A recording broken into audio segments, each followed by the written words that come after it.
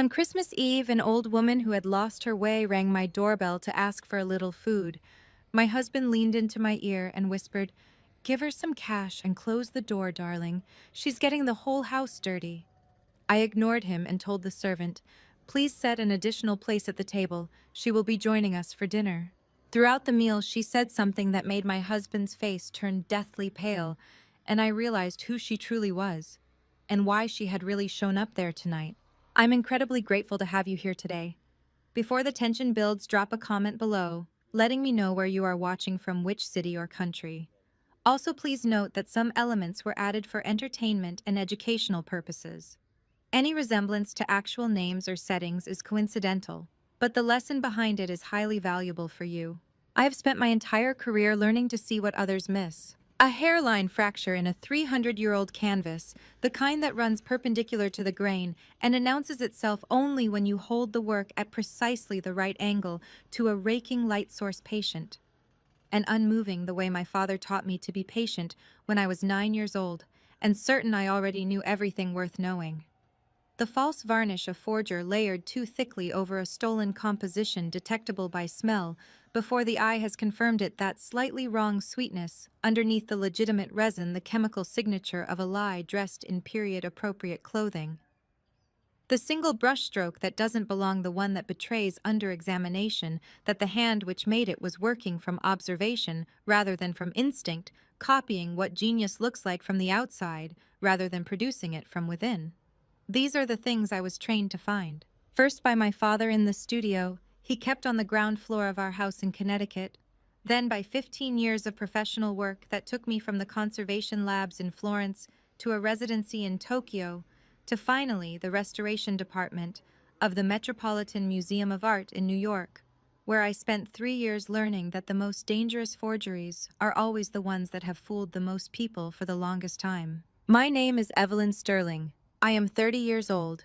I am the Chief Executive Officer of Sterling Architecture Group, one of the most respected design and development firms on the Eastern Seaboard, with a portfolio of projects that spans from residential towers in Manhattan to civic infrastructure along the mid-Atlantic coast. I am also a certified art restoration specialist with a particular documented talent for identifying forgeries that have already passed through the hands of every other expert in the room. It is, I have come to understand over the past 9 months, a skill that applies to far more than paintings. By the time Christmas Eve arrived in Aspen, the evening I described to you at the beginning of this, with the snow and the dinner table and the pen, I had been watching my husband with the same professional-grade attention I bring to a damaged work of art.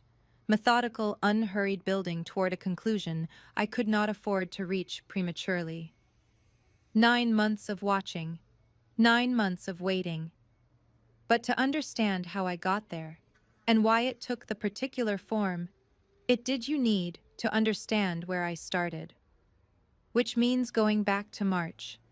A rainy Tuesday evening, the penthouse on the 53rd floor of a building in Midtown Manhattan, with its floor-to-ceiling windows and its view of a city that goes on working regardless of what happens inside any individual life. And a conversation that began with the words, "I'm worried about you," and ended with me understanding with a cold and absolute precision I have not been able to unfeel since, that my marriage was not what I had believed it to be. My parents, Robert and Catherine Sterling, died on January 9th, 2025. Their private aircraft went down in deteriorating weather over the Adirondacks on a return flight from a weekend in Vermont. The investigation ran for 6 weeks and concluded with the word unforeseeable, which is the bureaucratic term for a circumstance that was no one's fault, and therefore no one's responsibility to have prevented. I used a different word. I used catastrophic, not because I needed someone to blame, but because catastrophic was accurate, and I have always found that the most important thing you can do in the presence of damage is to describe it correctly. Not just the loss of 2 people I loved beyond the reach of adequate language, but the sudden vertiginous weight of everything they had built over 40 years landing entirely and immediately on my shoulders, with no transition period, no preparation, no gradual assumption of responsibility. One morning they were alive. The next, they were not, and I was the head of something enormous. Sterling Architecture Group, a real estate asset portfolio valued at roughly $50 million, and a revocable trust established jointly for me and my younger sister Claire that my parents had spent 3 decades carefully, deliberately constructing, reviewing, annually adjusting as our circumstances changed, maintaining with the kind of sustained attention that is its own form of love. Claire is 19 years old. She has been receiving specialized treatment at a residential clinic outside Zurich, Switzerland for the past 2 years, for a condition that requires the kind of continuity of care and consistency of resource that is simply unavailable to most families. My parents had made certain she would always have access to both. The trust fund was not an inheritance in the usual sense. It was the architecture of her future, the structure that would hold her life in place while she found her way back to herself. My parents had built it to outlast them. They had not anticipated that it would need to outlast them quite so soon. I buried my parents in January. By February, I was running the company. By March, I had almost convinced myself I was surviving.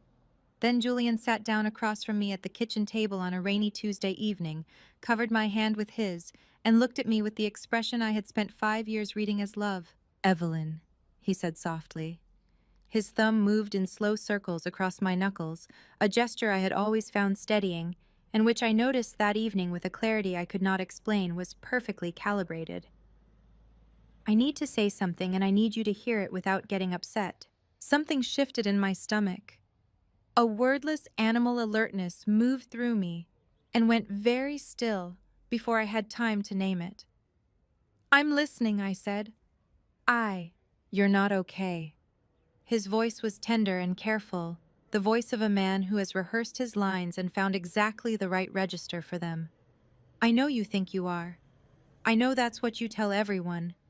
But I've been watching you these past 2 months, the way you push through every single day, the way you won't let anyone near enough to help you. And it frightens me, Evelyn. You've lost both your parents. You're running a company that would test someone twice your age and twice your experience, and you are trying to hold every single piece of it together entirely by yourself." He squeezed my hand. His grip was warm.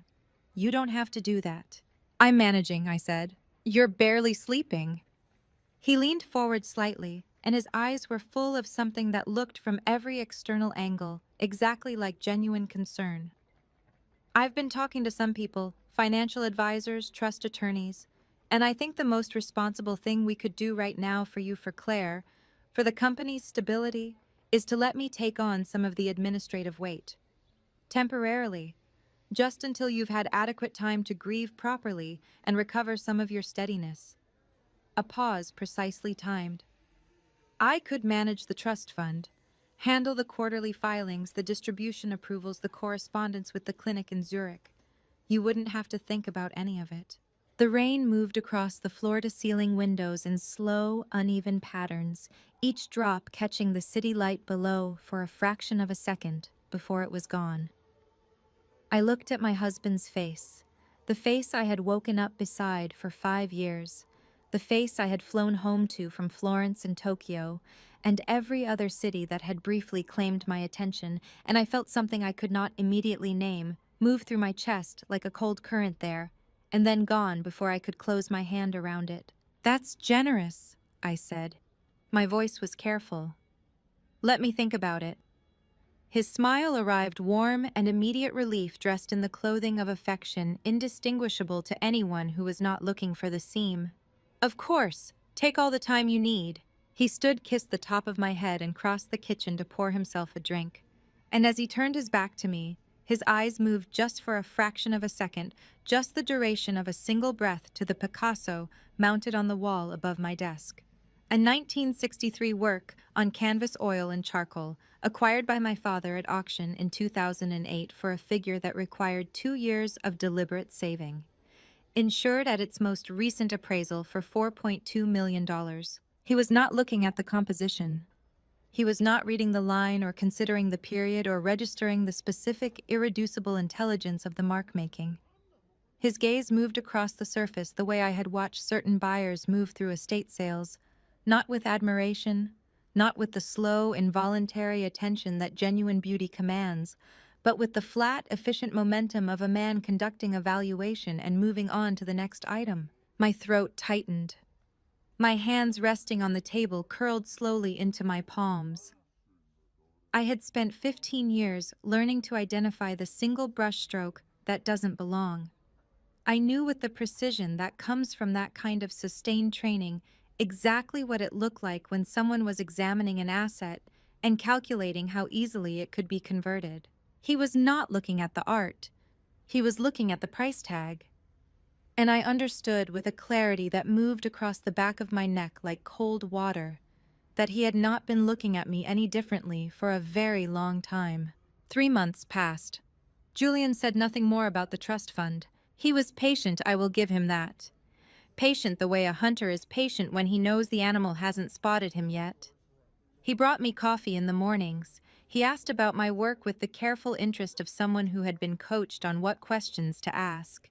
He held my hand at my parents' memorial service in April and cried genuine tears. I think, though, by then I had begun to understand that genuine emotion and genuine intention are two entirely different things, and the presence of one tells you nothing reliable about the other.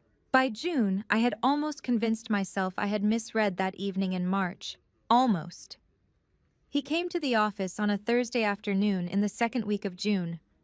I was on the 47th floor of One World Trade Center midway through a review of the structural drawings for a mixed-use development in Hudson Yards when my assistant knocked and told me Julian was in the lobby. "Send him up," I said, and felt the cold current again, that same wordless animal alertness from the kitchen table in March. I set it aside. I straightened my jacket. I arranged my expression into something warm and a little tired, which was the expression he expected from me. He came through the door with his jacket over one arm, and that easy, expensive smile, the smile of a man entirely comfortable in rooms that belong to other people. "Surprise visit," he said, crossing to kiss my cheek. "I had a meeting 2 blocks over. Thought I'd see how my wife was doing." "I'm glad you did," I said. "Sit down. Can I get you anything?" "I'm fine." But he didn't sit. He moved instead toward the window, toward the view, ostensibly the way visitors always did, and his eyes swept the room in a single practiced arc. I watched him the way I watch a painting I haven't yet diagnosed, quietly, from a slight distance, without revealing that I am watching at all. There is a specific difference between the way a person looks at something they love and the way a person looks at something they are evaluating. Someone who loves art slows down. Their eyes settle. They lean in, drawn by something they can't fully articulate, the color, the movement, the inexplicable sense that the work is looking back. But someone who is running a valuation does something different. Their gaze moves efficiently, room to room, piece to piece, with the brisk momentum of a man checking items off an internal list. Julian moved through my office the second way. The Picasso first a longer pause there than anywhere else, his head tilting slightly, the way people tilt their heads when they are calculating depth rather than appreciating beauty. Then the display case along the east wall, where 3 rough diamonds sat in their individual mounts, uncut stones my father had acquired over 20 years, each one documented and insured, each one worth more than most people earn in a decade. Julian's eyes stopped on the display case for 4 full seconds. I counted.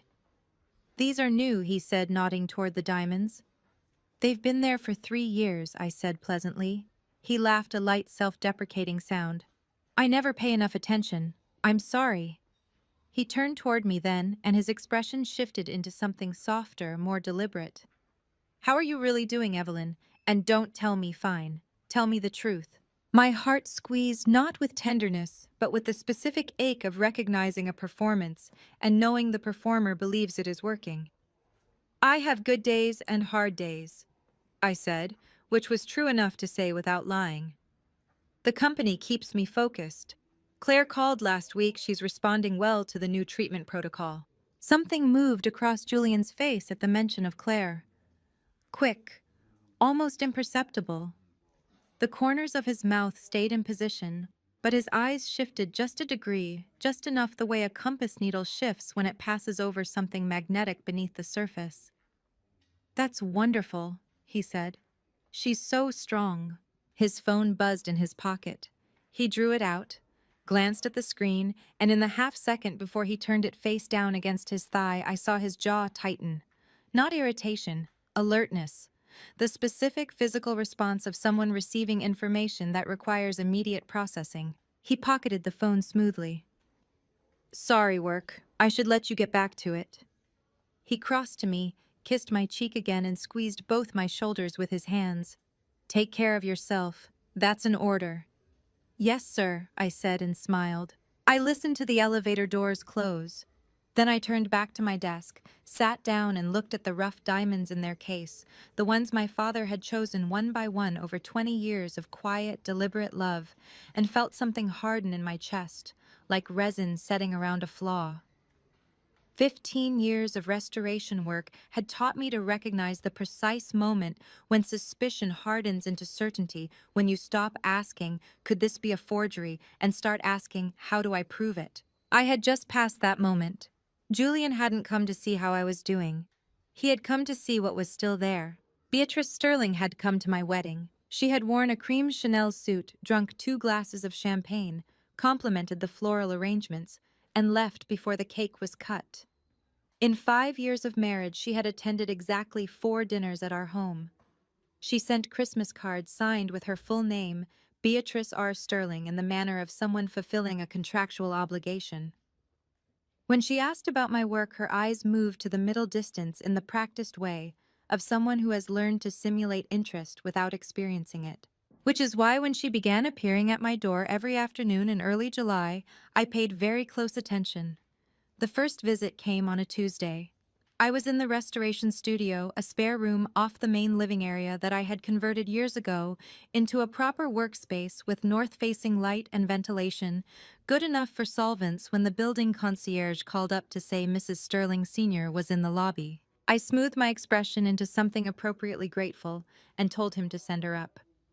She came through the door carrying a thermal flask and wearing a smile I had never seen on her face before, warm, unhurried, maternal.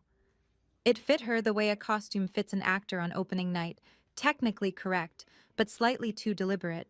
Evelyn, darling, she kissed both my cheeks. You look exhausted. I've been worried sick. She held up the flask. Da Hong Pao Oolong, the finest Chinese rock oolong you can find outside of Fujian province. Smoked over cherry wood. My acupuncturist swears it's the only thing that genuinely calms the nervous system. She set it on the edge of my workbench with the confidence of someone who has decided a decision has already been made. Sit. Let me pour you a cup. That's so thoughtful, I said, pulling up a stool. She poured the tea into the ceramic mug I kept on the shelf. My mother's mug brought back from a weekend in Vermont in 2014, white with a small hand-painted bluebird on the handle. The fact that Beatrice knew which mug was mine told me she had been paying attention to this room for longer than today. I wrapped both hands around the mug, lifted it toward my lips. My nose reached it first. 15 years of restoration work means 15 years of training your olfactory system to detect the nearly undetectable, the faint chemical signature of a retouching varnish applied 40 years ago. The ghost of linseed oil beneath 3 layers of overpainting, the particular sharpness of a solvent that doesn't belong in the decade the painting claims to be from. My nose had become over the years a precision instrument. What it told me now made my stomach drop. Beneath the dense smoky richness of the oolong, beneath the cherry wood and the mineral finish, and the high-altitude earthiness that made this particular tea so expensive and so distinctive, there was something else. A faint chemical whisper, a slightly metallic sharpness at the back of the throat, a tingling at the very tip of my tongue that had no business being there. My face did not change, my hands did not shake. I took the smallest possible sip, just enough to confirm what my nose had already told me, and then I set the mug down on the bench beside me and tilted it very slightly in the direction of the Japanese black pine bonsai that sat in its ceramic pot at the corner of the workbench. My father had carried that tree from a nursery outside Kyoto himself, on a trip he took the year I turned 12. He had spent 3 hours choosing it from hundreds of others, and when I asked him why that one, he said, because it has survived things you cannot see, and it grew more beautiful because of them. The nursery documented its age at over 100 years. My father insured it for $120,000. It had survived 2 apartment moves, a burst pipe, and the kind of benign neglect that kills lesser plants. "You seem a little better today," Beatrice said, watching me with those careful eyes behind her gold-framed glasses. "Are you sleeping a little more than before?" I said. "Good."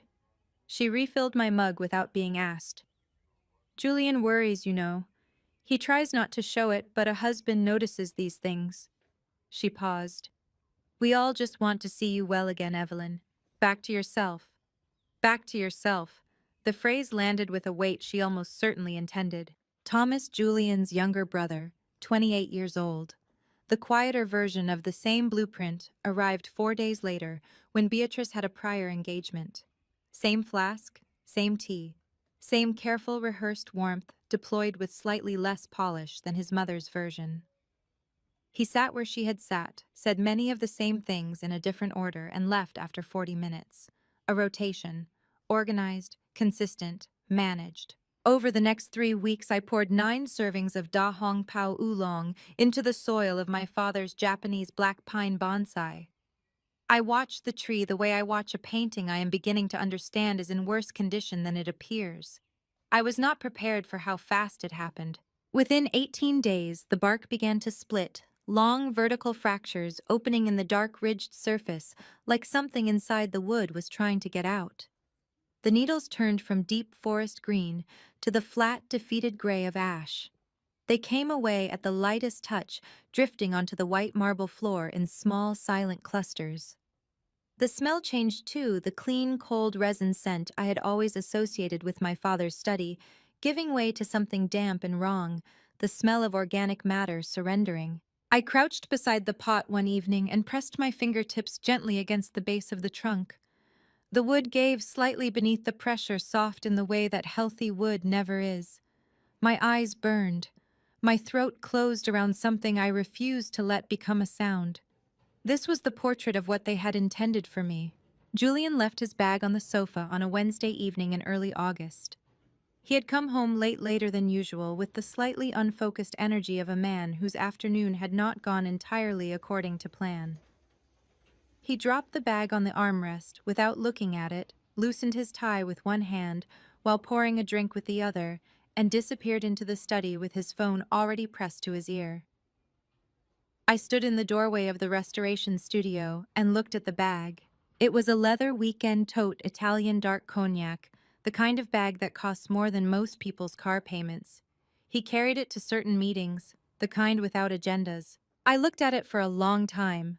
53 minutes to be precise, because the clock on the studio wall was directly in my line of sight, and I was by then in the habit of noting exact times. The study door stayed closed. Julian's voice rose and fell behind it in the low, careful register I had learned to associate with conversations he did not want overheard. At 9:17, I walked across the living room and unzipped the bag. My hands were steady. I want to be clear about that. They did not tremble. They did not hesitate.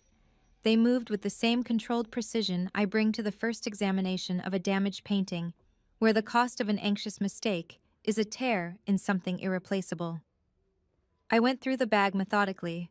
A folded copy of a term sheet, a charger, a tin of mints, a spare collar stay, and in the interior zip pocket tucked flat against the lining a glass vial. It was small, perhaps 5 centimeters long, with a brushed steel screw cap and no label of any kind.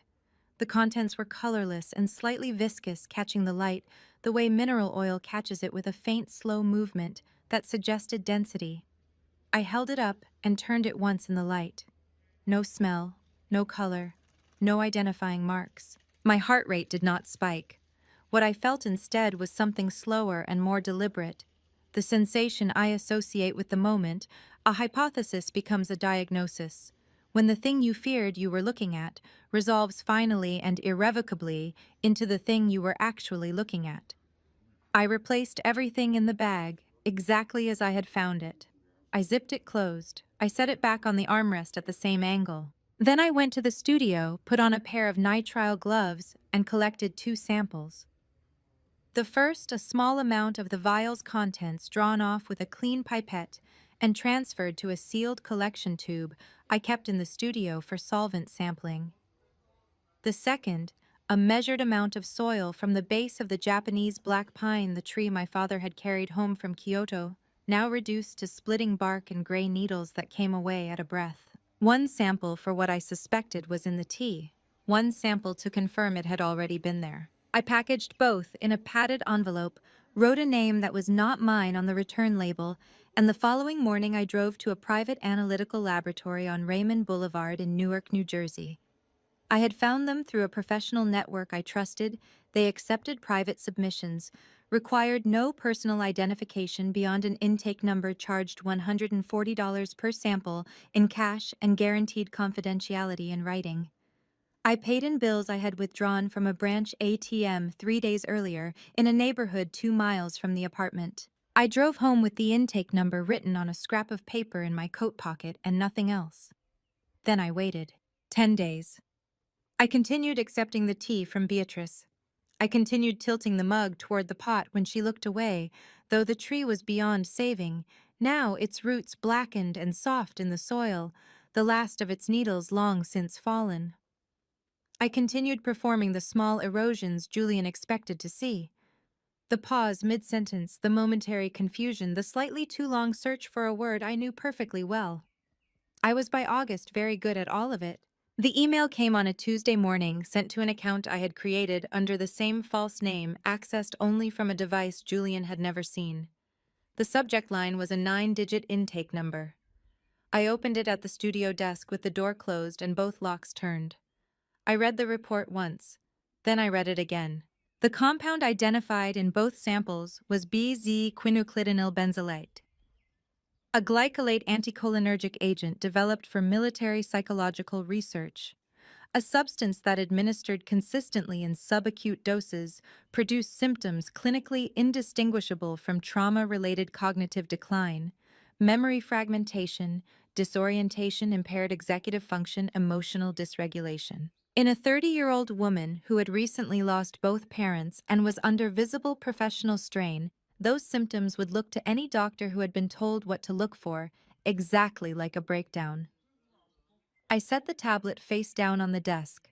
I pressed both hands flat against the surface and looked at the wall. My eyes stung sharp and sudden, the kind of tears that come not from grief, but from the physical shock of comprehending something your body understood before your mind did. They had not tried to kill me. That would have been too fast, too traceable, too difficult to explain. What they wanted was a woman who appeared to every physician and every court in the state of New York to be losing her mind entirely on her own. Before I reveal the shocking showdown that makes my toxic husband pay the ultimate price, leave a comment with "turn the tables" below, so I know you are still here with me at this very moment.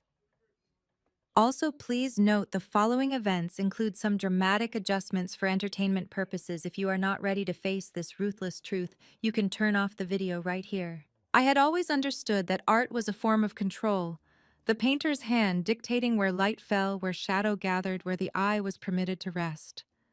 What I never understood until that August was that I had become someone else's canvas. The BZ report sat in a fireproof lockbox beneath my restoration work table, sandwiched between 2 acid-free archival folders. Every morning I unlocked it, read the first line, "Quinaclidinyl benzylate, confirmed," then locked it again. Not because I needed reminding, because I needed to feel the cold weight of that truth in my hands before I faced Julian across the breakfast table. He was cheerful that month, unsettlingly so.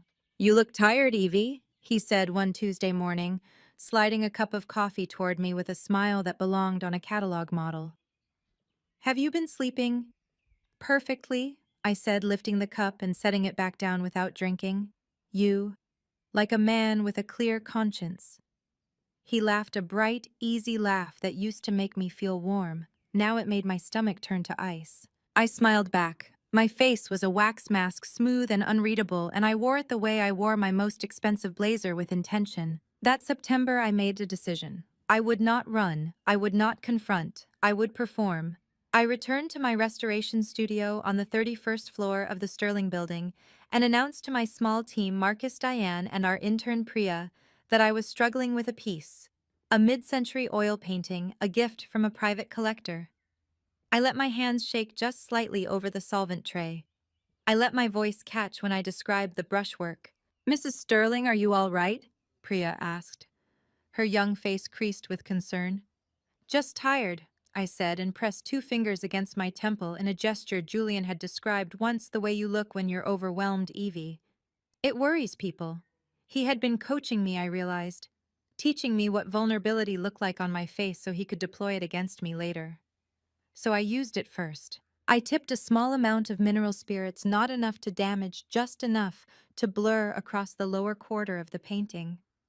When Marcus gasped, I covered my mouth with both hands, let my eyes fill with genuine-looking tears. "Oh, God," I whispered. "I don't know what's wrong with me." Word travels in art circles faster than it does in boardrooms.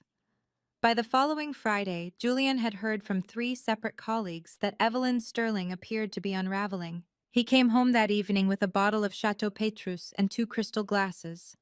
"I've been thinking," he said, pouring with careful, practiced hands, "that maybe you should step back for a while, from the restorations, from the board. Just breathe." I accepted the glass. I did not drink from it. "You might be right," I said softly, and watched something flicker behind his eyes, relief, hunger, a door swinging open. He reached across this table and covered my hand with his. His grip was warm, proprietary. "I just want you to be well," he said. "That's all I've ever wanted." My fingers did not tremble beneath his. My jaw did not tighten. But beneath my sternum, something hot and furious was pressing against my ribs like a fist, because I had sat across from that face for 6 years and believed every word of it. "I know," I said. "I know you do." 3 days later, I called Daniel Cross for the first time. I had found his name through Eleanor, a name whispered in a letter tucked inside an archival envelope I had received months earlier before I understood what I was looking at. "If you ever need someone who knows where bodies are buried, financial ones call this number." He answered on the second ring. "Mr. Cross," I said, "my name is Evelyn Sterling. I believe my husband has been systematically dismantling my life, and I need someone who can prove it." A pause. Then, "How long has this been going on?" "At least 8 months that I can document," I said. "Possibly longer." "And you're still living with him?" "Yes." Another pause, longer this time. When Daniel Cross spoke again, his voice was measured, careful. The voice of a man who had learned the hard way that emotion was a liability in his line of work. "Mrs. Sterling," he said, "you're either the bravest woman I've spoken to in a decade or the most desperate." My throat tightened. My eyes went hot and prickly the way they do before tears that have nowhere to go. "Maybe both," I said. "Fair enough," he said. "Don't change anything, don't tip him off, and don't drink anything you didn't pour yourself." I exhaled slowly, steadying myself against the edge of my work table, my free hand pressed flat against the cool steel surface. "Understood," I said. When I hung up, I stood there for a long moment, staring at the lockbox beneath my table. Then I squared my shoulders, lifted my chin, and walked back toward the apartment, back toward the wax mask, back toward the performance, back toward the man who believed he was watching me dissolve. He had no idea I was just getting started. There are men who wear corruption the way others wear a well-tailored suit, so naturally, so effortlessly, that you mistake it for elegance.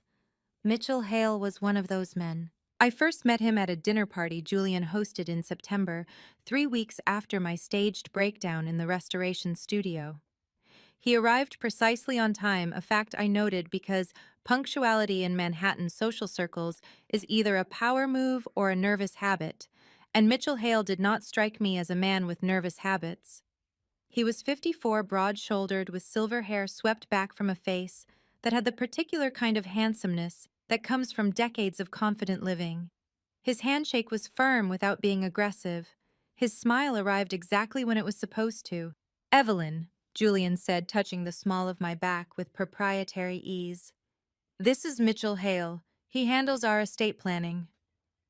A pleasure, Mitchell said, taking my hand. His eyes moved across my face with the speed and efficiency of a man accustomed to quick assessments. Julian speaks of you constantly. Does he? I smiled, warm and slightly vague, the smile of a woman who is beginning to slip. I hope only good things.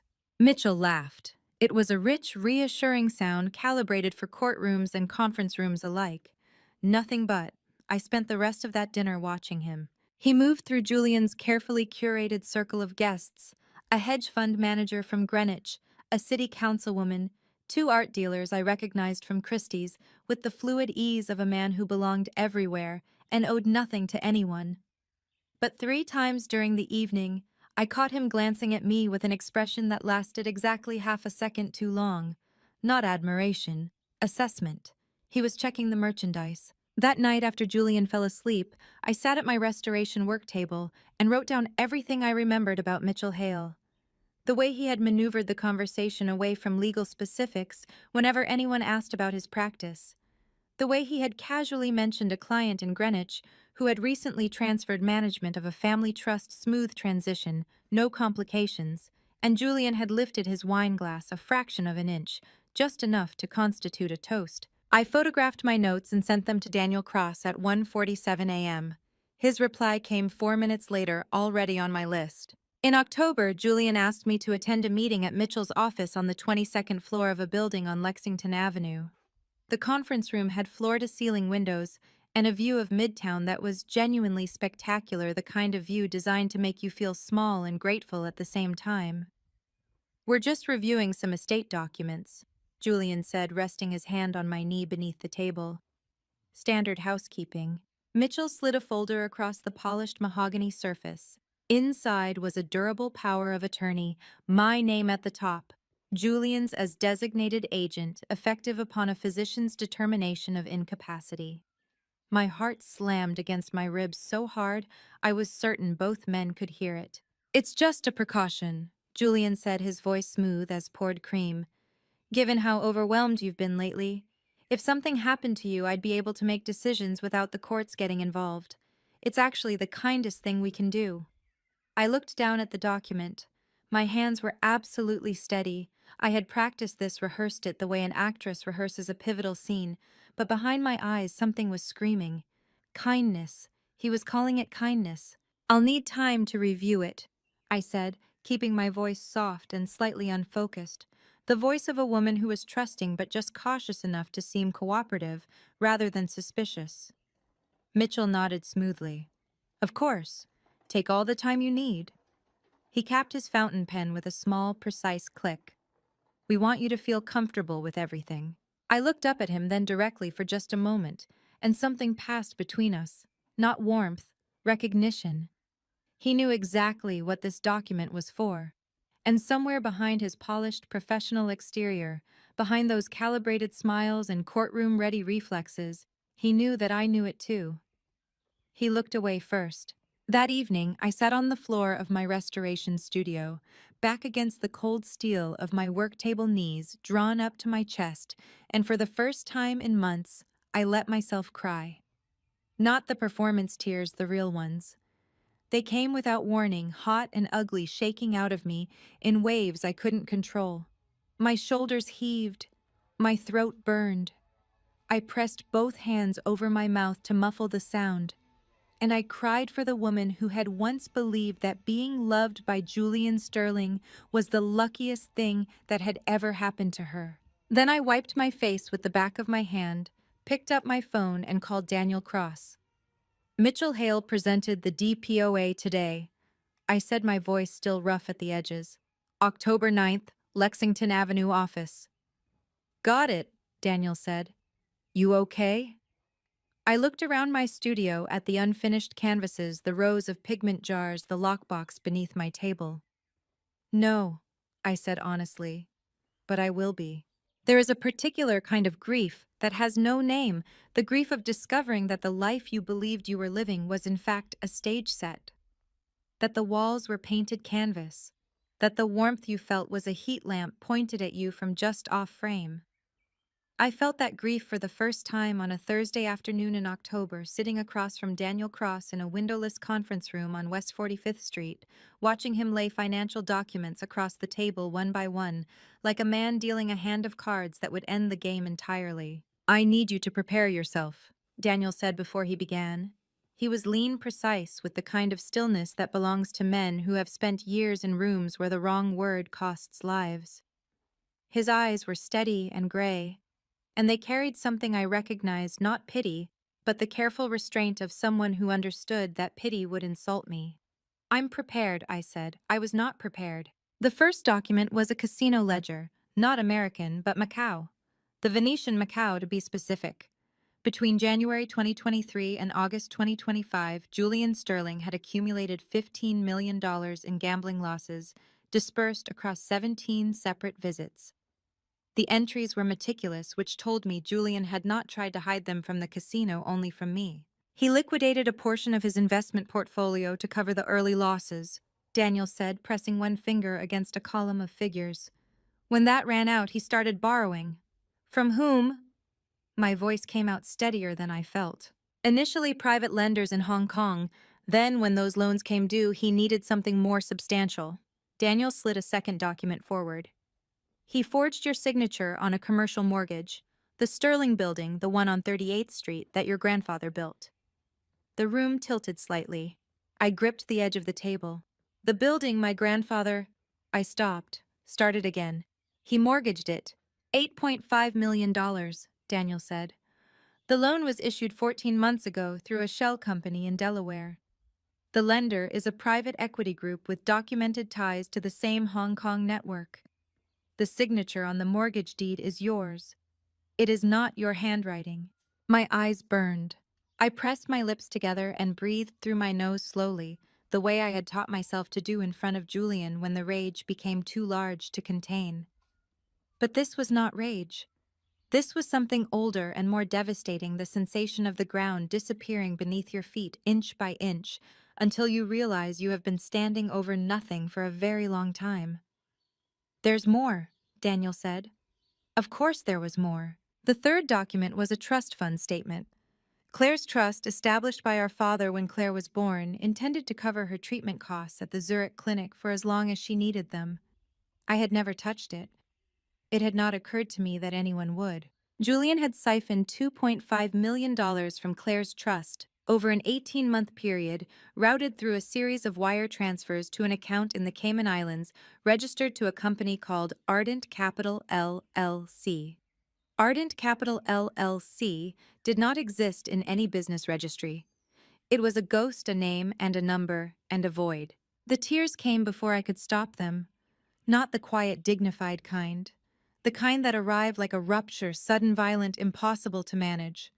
I pressed both hands flat on the table and dropped my head forward, and I sobbed in a way I had not sobbed since the night my father died. My shoulders shook, my chest heaved. Each breath came in ragged, uneven bursts that I could not smooth out no matter how hard I tried. "Mrs. Sterling," Daniel's voice was quiet but firm. "Evelyn." I looked up. My face was wet, my vision blurred, and I did not care. "He stole from Claire," I said. My voice cracked on her name. "She is 19 years old, and she is in a clinic in Zurich because her mind broke down, and he stole from her." Daniel did not flinch. "Yes," he said. "He did. How much is left in her account?" A pause. "Enough to cover approximately 4 more months of treatment." 4 months. I felt the number land in my chest like a stone dropped into still water, sending ripples outward through every organ, every nerve, every carefully maintained wall I had constructed around myself since August. I wiped my face with both hands. My fingers were trembling, not slightly, not performatively, but genuinely, uncontrollably, shaking the way hands shake when the body has absorbed more than it knows how to process. "Then we move faster," I said. Daniel studied me for a long moment. Then he nodded once, slowly, the nod of a man recalibrating his assessment of someone. "Yes," he said, "we do." He gathered the documents, aligned their edges with quiet precision, and slid them back into a manila envelope. Then he looked at me across the table with those steady gray eyes and said the only thing left to say, "You're not alone in this anymore." I believed him. For the first time in 8 months, I believed someone completely. She arrived on a Tuesday evening in late October when the rain was coming down in cold diagonal sheets that turned the streets of Manhattan into dark mirrors. I had just returned from Daniel's office, my eyes still faintly swollen, my jaw still carrying the particular tightness that follows a crying session you did not expect to survive when the lobby intercom buzzed. "There's a woman asking for you," the doorman said, his voice careful in the way it gets when something is slightly unusual. "She says her name is Eleanor Voss. She doesn't have an appointment." My hand tightened on the receiver. Eleanor Voss. The name from the letter. The name Daniel had mentioned briefly once. She's the one who flagged the offshore accounts first, before I even started looking. "Send her up," I said. She was smaller than I expected. That was the first thing I noticed. Eleanor Voss, 72 years old, former director of audit compliance at Banque Privée Voss et Associés in Geneva, stood barely 5'3" in her sensible flat shoes. Her white hair was pinned back with the kind of no-nonsense efficiency that suggested she had not thought about her appearance in 30 years and considered this a sign of good priorities. Her coat was olive green, slightly worn at the elbows. Her eyes were another matter entirely. Her eyes were sharp and pewter gray and absolutely ferocious. "Mrs. Sterling," she said, stepping inside without waiting to be invited further, surveying the penthouse with the brisk efficiency of someone conducting an inventory. "I apologize for the unannounced visit. I find that announced visits give people too much time to prepare what they're going to say rather than say what they mean." Despite everything, despite the exhaustion, the grief, the constant low-grade terror that had become my baseline, I almost smiled. "Can I get you something?" I asked. "Tea." I stopped. Eleanor caught it immediately. One corner of her mouth lifted. "Coffee is fine," she said. "Black." We sat at the kitchen island, and she placed a small object on the counter between us.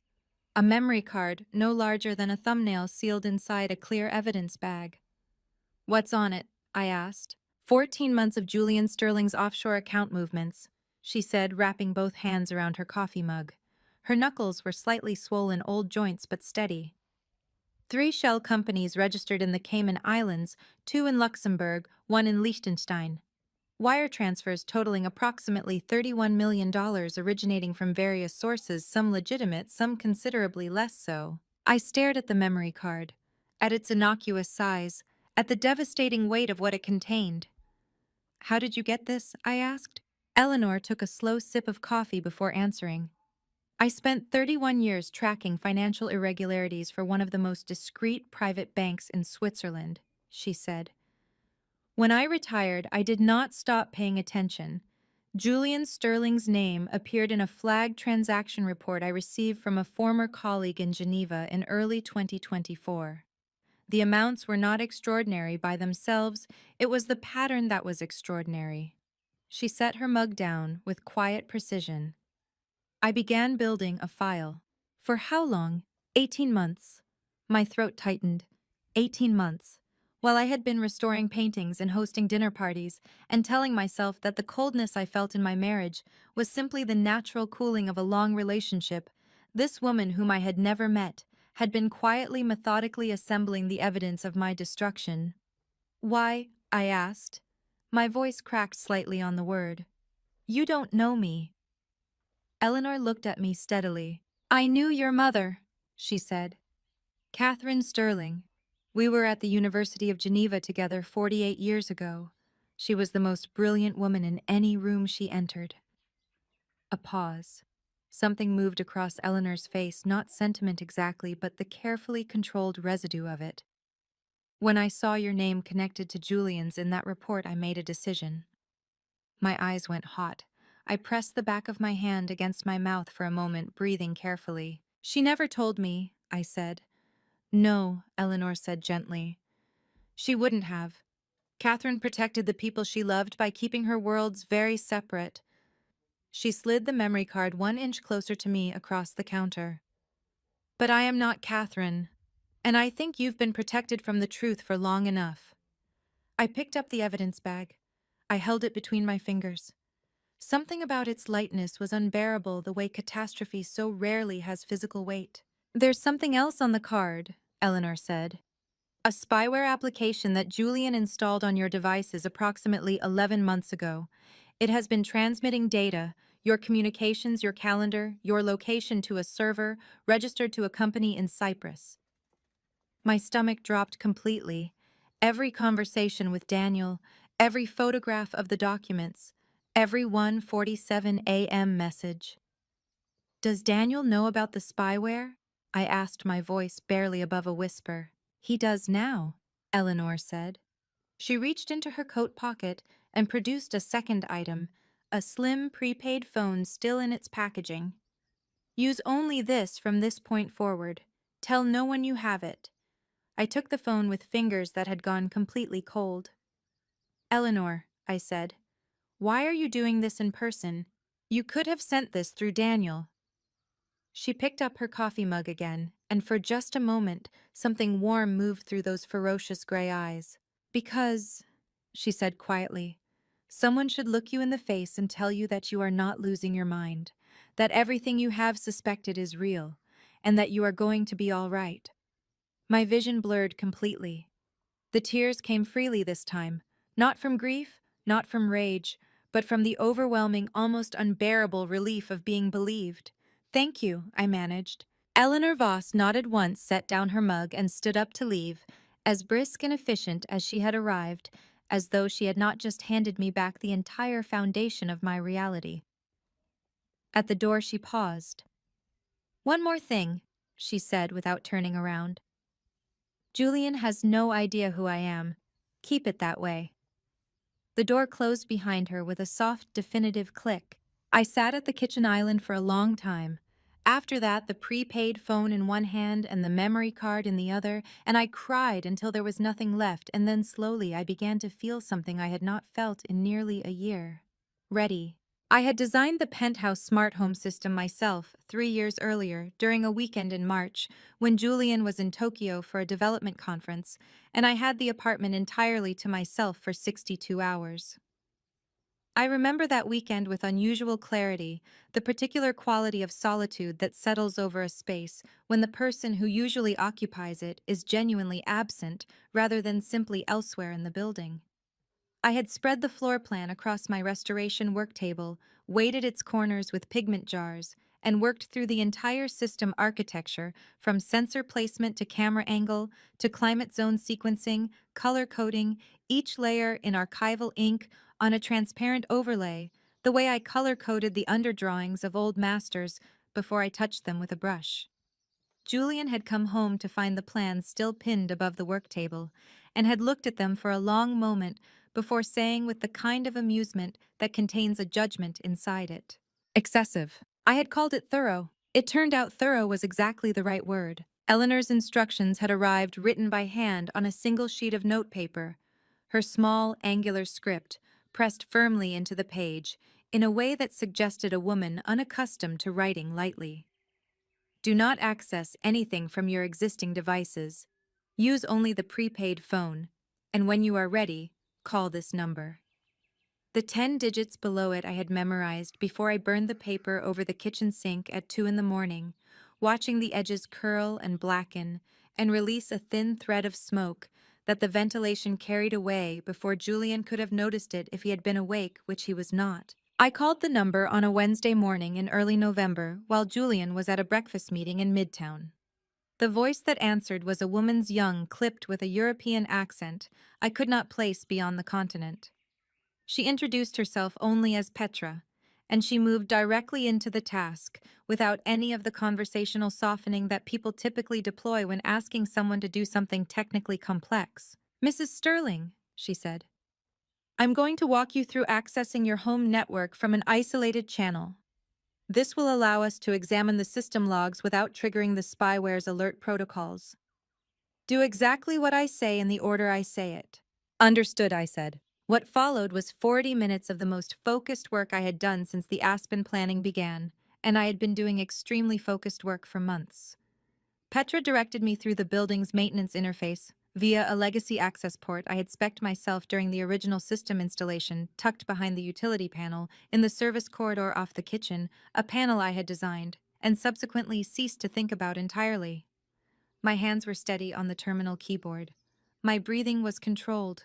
The only outward sign of what I was feeling was the faint, persistent ache in my jaw from holding it clenched, a habit I had developed sometime in August, and had not been able to entirely stop since. What the system logs revealed was, in Petra's precise word, comprehensive. Julian's spyware, a commercial-grade application called Shadowreach, the kind typically deployed by corporate intelligence firms conducting internal investigations or, in murkier contexts, tracking individuals whose cooperation they could not otherwise ensure, had been installed on my primary phone, my laptop, and the penthouse's shared tablet 11 months ago. It had been transmitting in 4-hour intervals to a server in Limassol, Cyprus, registered to an entity called Helix Data Solutions. Helix Data Solutions was, according to Eleanor's file, a subsidiary of one of Julian's Luxembourg shell companies, a detail I registered with the particular cold clarity of something that confirms a thing you already knew but had not yet been able to prove. He had been reading my messages, monitoring my location in real time, accessing my calendar, my contacts, my search history, for 11 months, which meant from the beginning. From before the August samples, before Daniel Cross, before Eleanor's letter. Before I had understood what I was looking at, he had already been watching me look. "There's something else," Petra said, and her voice shifted by a degree not alarm exactly, but the heightened attention of a person who has found something unexpected in data they expected to know the shape of entirely.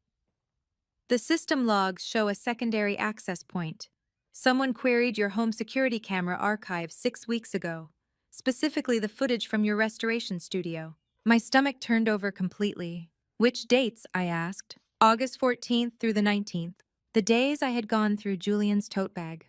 The days I had drawn the pipette sample from the vial and packaged both specimens in the padded envelope, written the false return name, sealed it with the kind of deliberate care I brought to the first handling of a fragile and irreplaceable canvas.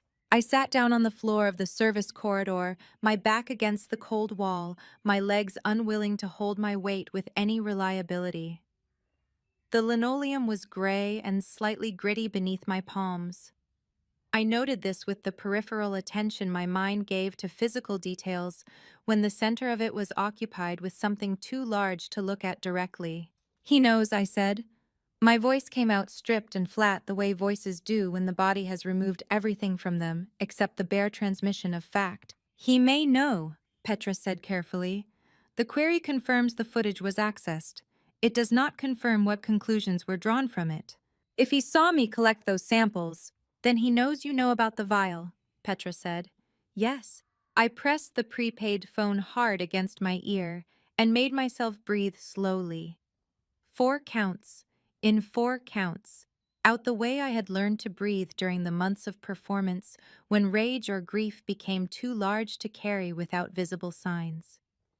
The implications were arriving one by one in the way that the worst information always arrives, not as a single blow, but as a sequence of them, each one landing before you have fully registered the last. If Julian had accessed the footage, he had seen me collect the samples. If he had seen me collect the samples, he knew I was aware of the compound. If he knew I was aware of it, the timeline of everything he had planned had accelerated: the DPOA in October, the Mitchell-Hale meetings, the Aspen invitations arriving with increasing frequency and urgency. He was not waiting for me to deteriorate on a natural schedule anymore. He was moving because he understood finally that the window was closing. "Can you pull the crypto wallet data?" I asked. It was the next item on the list Daniel had given me. The cold hardware wallet Eleanor had flagged, the one she suspected, held approximately $3.5 million in cryptocurrency, physically hidden somewhere inside the penthouse. Julian had never mentioned it.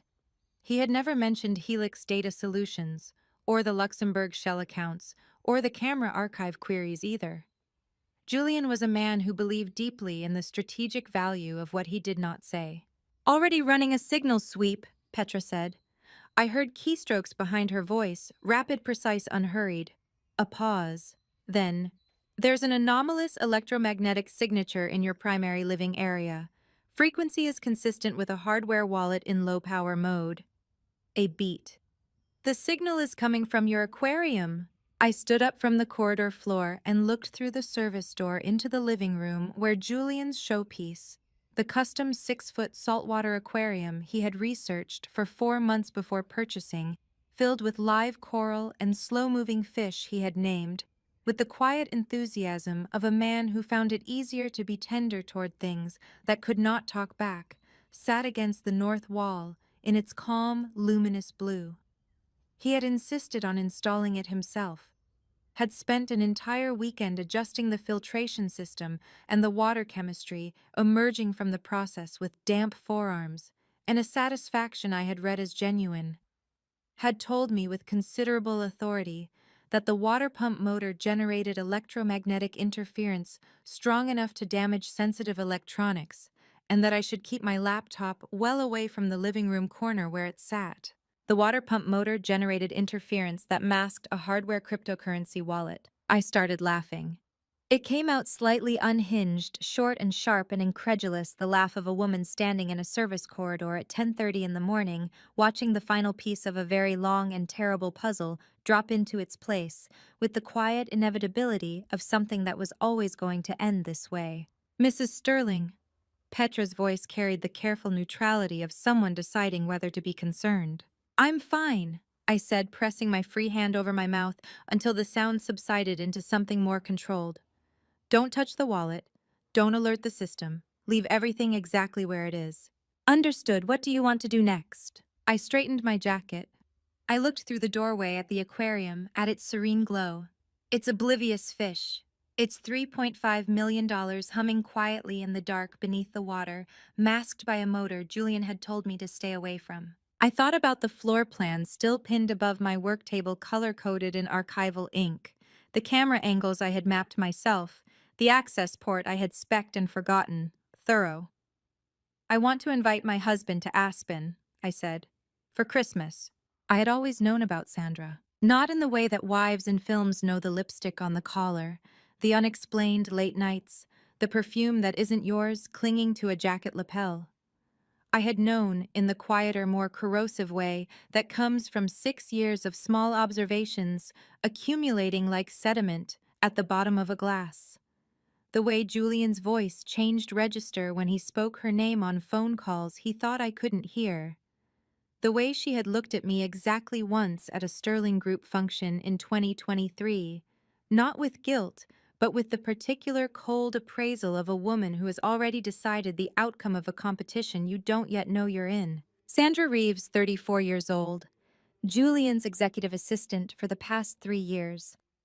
A woman with a master's degree in organizational psychology from Columbia, a talent for anticipating what people needed before they asked for it, and as Daniel Cross had discovered in November, a separate phone registered to a burner account that she used exclusively to communicate with a man named Pavel Orlov. Pavel Orlov was not an accountant.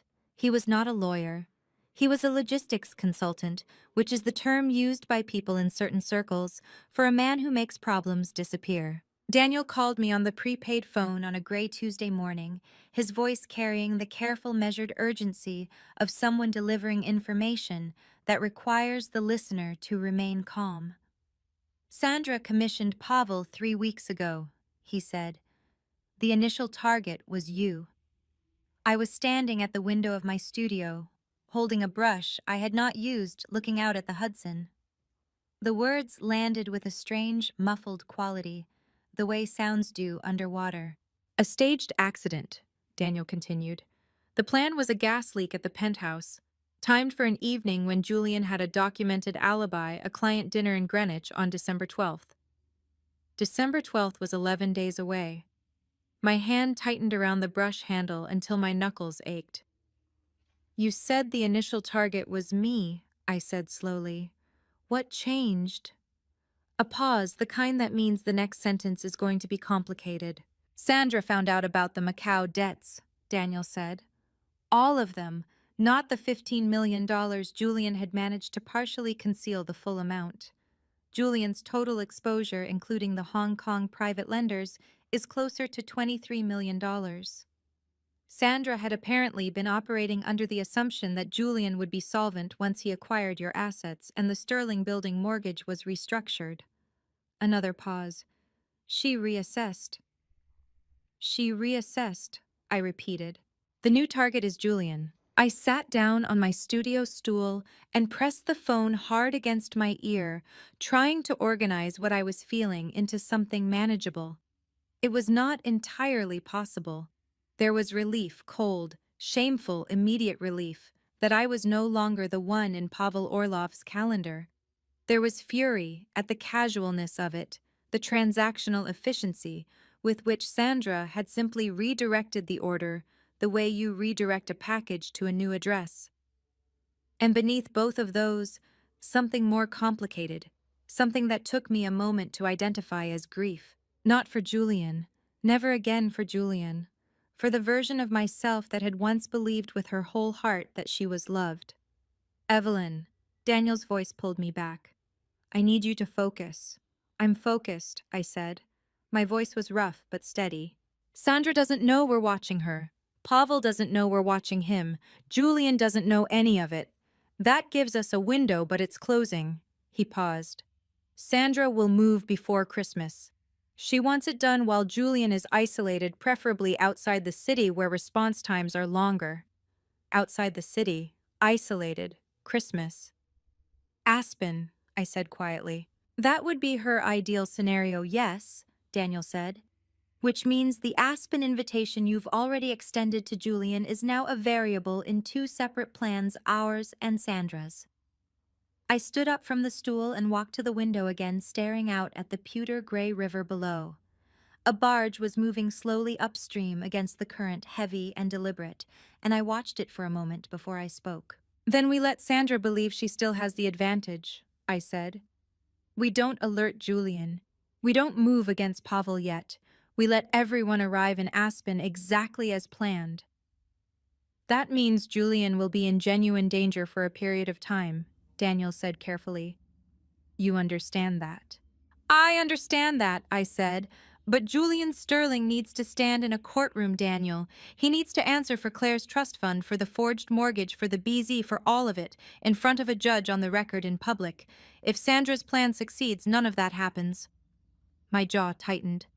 I am not letting him escape into a gas accident. He doesn't get that. There was a silence on the line longer than Daniel's usual pauses. When he spoke again, his voice had shifted into something that was almost but not quite admiration. I'll coordinate with the FBI field office, he said. Agent Patricia Novak, she's been building a parallel financial fraud case against Mitchell Hale for 8 months. This gives her Julian and Sandra on the same night. Good, I said. Evelyn? His voice dropped slightly. Be careful in Aspen. Sandra is not sentimental and she is not patient. I looked at my reflection in the studio window, a woman with paint-stained fingers and swollen eyes, and a prepaid phone pressed to her ear, standing in the ruins of a life she had spent 6 years building. Neither am I said. I hung up, set the phone down on the work table, and picked up my brush. My hands had stopped trembling entirely. I mixed cadmium red into titanium white until I had the exact shade I needed, the color of dawn, over a mountain cold and irreversible, and coming whether you were ready or not. Then I began to paint. 48 hours before Christmas Eve, Daniel Cross called me at 6:14 in the morning. I was already awake. I had not slept properly in 11 days, not since the conversation about Sandra and Pavel Orlov. Not since the weight of what we were orchestrating had settled fully into my body and made a home there. I had been lying in the dark beside Julian, listening to him breathe with the easy, untroubled rhythm of a man who believed himself completely in control, and I had been running the timeline in my head the way I used to run brushstroke sequences before beginning a restoration forward, backward, forward again, checking for errors. Pavel moved last night. Daniel said the moment I picked up. He drove a utility van to a gas supply depot in Hoboken, purchased 2 commercial propane canisters under a contractor's license that does not belong to him. I swung my legs over the side of the bed and walked quietly to the bathroom, closing the door behind me before I spoke. He's planning to move on Julian in Aspen, I said. Within the 48-hour window, yes. Sandra booked Pavel into a motel in Glenwood Springs, 40 minutes from the villa. He arrived yesterday afternoon. A pause. We have eyes on him. I pressed my free hand flat against the cold marble of the bathroom counter and stared at my reflection. I looked, I thought, remarkably composed for a woman standing at the edge of something that could go catastrophically wrong in a dozen different directions. What does Patricia Novak need from me? I asked. She needs you in that villa, Daniel said. On schedule. Behaving exactly as planned, no deviations, nothing that might alert Julian or Sandra that the evening is anything other than what they expect it to be. His voice was careful and deliberate, each word placed with precision. The FBI team will be positioned in Aspen by tomorrow evening. 4 agents, 2 vehicles. They will not move until the signal. The porch light, I said. The porch light, he confirmed. You switch it on, they move. You have approximately 3 minutes between activation and entry. 3 minutes. I had rehearsed what needed to happen in those 3 minutes until I could run it in my sleep, which was fortunate because sleep was largely theoretical at this point. We flew to Aspen on the morning of December 23rd, Julian, Sandra, Mitchell, Hale, and I, on a chartered Gulfstream that Julian had booked with money I was fairly certain came from Claire's depleted trust fund. He was in excellent spirits the entire flight, ordering champagne before noon, telling a story about a golf weekend in Scottsdale that made Mitchell laugh too loudly and Sandra smile with her mouth but not her eyes. I watched Sandra across the aisle. She was composed and immaculate, dark blazer hair pulled back, a slim leather portfolio on her lap that I knew contained the documents Mitchell intended to present at dinner. She caught me looking once and held my gaze for exactly 2 seconds before returning to her phone. She was not nervous. That was the most frightening thing about her. I turned to the window and watched the Rockies materialize below us through a thin layer of cloud white and enormous and indifferent.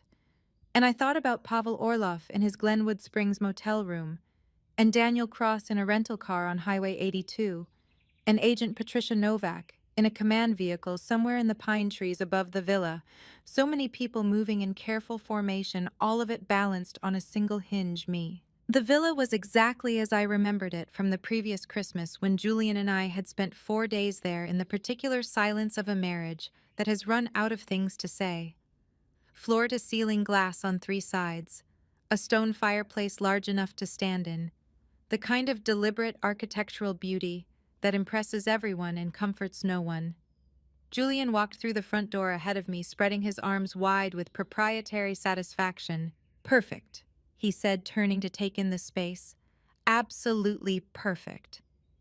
It really is, Mitchell agreed, setting his briefcase on the dining table with a small, purposeful click. Sandra moved to the kitchen without being asked, opening cupboards, familiarizing herself with the layout, and I watched her do it and understood with a cold clarity that settled over me like a second skin that she was assessing the gas connections. I carried my own bag to the master bedroom, closed the door, and sat on the edge of the bed for exactly 60 seconds. I allowed myself that. 60 seconds to feel the full weight of what the next 24 hours required of me, the performance, the precision, the absolute unwavering control. Then I stood up, smoothed my jacket, walked to the window, and looked out at the mountain. The sky above it was deepening toward violet, the first stars appearing at the edges, cold and sharp and very far away. My phone buzzed once. A message from Daniel, 4 words on the prepaid screen. Everyone is in position. I put the phone in my pocket, squared my shoulders, and went to help Sandra set the table. Christmas Eve arrived the way all consequential days do, quietly, without ceremony, wearing the ordinary clothes of any other morning. I woke at 5:47 a.m. to the sound of wind moving through the pine trees outside the villa, a low, continuous sound, like the breathing of something very large and very patient. The sky beyond the glass walls was still black, salted with stars that looked close enough to touch. Julian was asleep beside me, one arm thrown across the pillow, his face arranged in the handsome, untroubled repose of a man who had never once in 38 years of living lost a night's sleep to his own conscience. I watched him for a long moment. Not with love that had been gone so long, I could no longer remember exactly when I had stopped feeling it the way you cannot remember the precise moment a fire goes out, only that at some point you looked and it was no longer there. What I felt watching him sleep was something closer to a kind of terrible clarity. The understanding that this was the last morning it would look like this. The last time I would lie beside this face and carry everything I knew about it alone. I got up without waking him, wrapped myself in a robe, and went to stand at the floor-to-ceiling windows facing the mountain. The snow had come in overnight. It lay thick and absolute across every surface, the deck, the pine branches, the long slope of the valley below, and in the pre-dawn stillness, it had the quality of something held in suspension, the world between one breath and the next. I pressed my palm flat against the cold glass and felt the chill travel up through my wrist and into my arm, and I was grateful for it. Gratitude for cold. I had reached that point. By 9 in the morning, the villa had taken on the particular performance quality of a day that everyone present knows is significant, and no one will acknowledge directly. Julian made coffee with elaborate care-grinding beans he had brought from a specialty roaster in Tribeca, moving around the kitchen with the satisfied proprietary ease of a man in a space he has already mentally claimed. Mitchell arrived from his guest room at 9:30 in a cashmere sweater and pressed slacks, carrying a leather portfolio that he set on the side table with a casualness so studied it was practically a theatrical gesture. Sandra was already dressed at 8. She sat at the kitchen island with her laptop open, ostensibly reviewing documents, but I had noticed in the way I had trained myself to notice everything that she had not turned a single page in 40 minutes. "Big day," Julian said to me, handing me a coffee cup with a warm smile. His eyes above the smile were bright with something that was not warmth at all. "Big day." I agreed and wrapped both hands around the cup and looked out at the snow. At 11, I excused myself to my room and called Daniel on the prepaid phone. He answered before the first ring had completed. "Pavel left the motel at 7:40 this morning," he said immediately. "He drove past the villa twice on Highway 82, slow passes surveillance pattern. He's identifying entry points." My stomach tightened. Timeline. Sandra has been in contact with him 3 times since 6 a.m. The last message was sent at 10:52. A pause.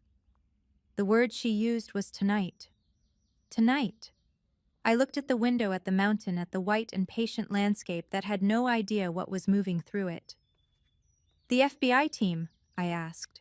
"4 agents in 2 vehicles positioned on the access road above the villa since last night. Patricia Novak is in the command vehicle. She has warrants for Julian Sandra and Mitchell financial fraud conspiracy attempted murder and 18 U.S.C. Section 229 for the BZ. His voice was measured, careful.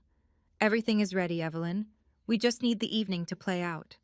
"And Eleanor?" I asked. "She's in position. She arrived in Aspen yesterday afternoon," Daniel said. "She is calme." A pause that contained what sounded like suppressed amusement, very convincingly dressed. Despite everything, despite the tightness in my chest and the cold weight of the day pressing down on me from all directions, I felt a sudden, unexpected rush of warmth. "Tell her to come at 7, I said. "After the first course, before Mitchell brings out the documents." "She already knows," Daniel said. "She planned the timing herself." Of course she did. The afternoon passed in a kind of suspended unreality. We lit the fireplace. Mitchell and Julian reviewed documents together at the dining table with the quiet, satisfied efficiency of men finalizing the details of a transaction they believed to be already complete. Sandra prepared dinner in the kitchen rack of lamb-roasted root vegetables, a bottle of 2018 Chateau Margaux that Julian had selected specifically for tonight, moving through the space with a competence and a stillness that I recognized now as the focus of a woman with a second agenda running parallel to the first. At 4 o'clock, I went to the master bedroom, sat at the vanity, and looked at my face in the mirror for a long time. I looked tired. I looked older than 30. I thought like a woman who had been carrying something very heavy for a very long time and was approximately 3 hours from being able to set it down. I picked up my makeup brush and I began with great care and deliberate calm to put on the last mask I would ever wear for Julian Sterling. Foundation first, then concealer over the shadows beneath my eyes, then the precise, unhurried lines that assembled Evelyn Sterling composed gracious, slightly fragile, completely unsuspecting for one final performance.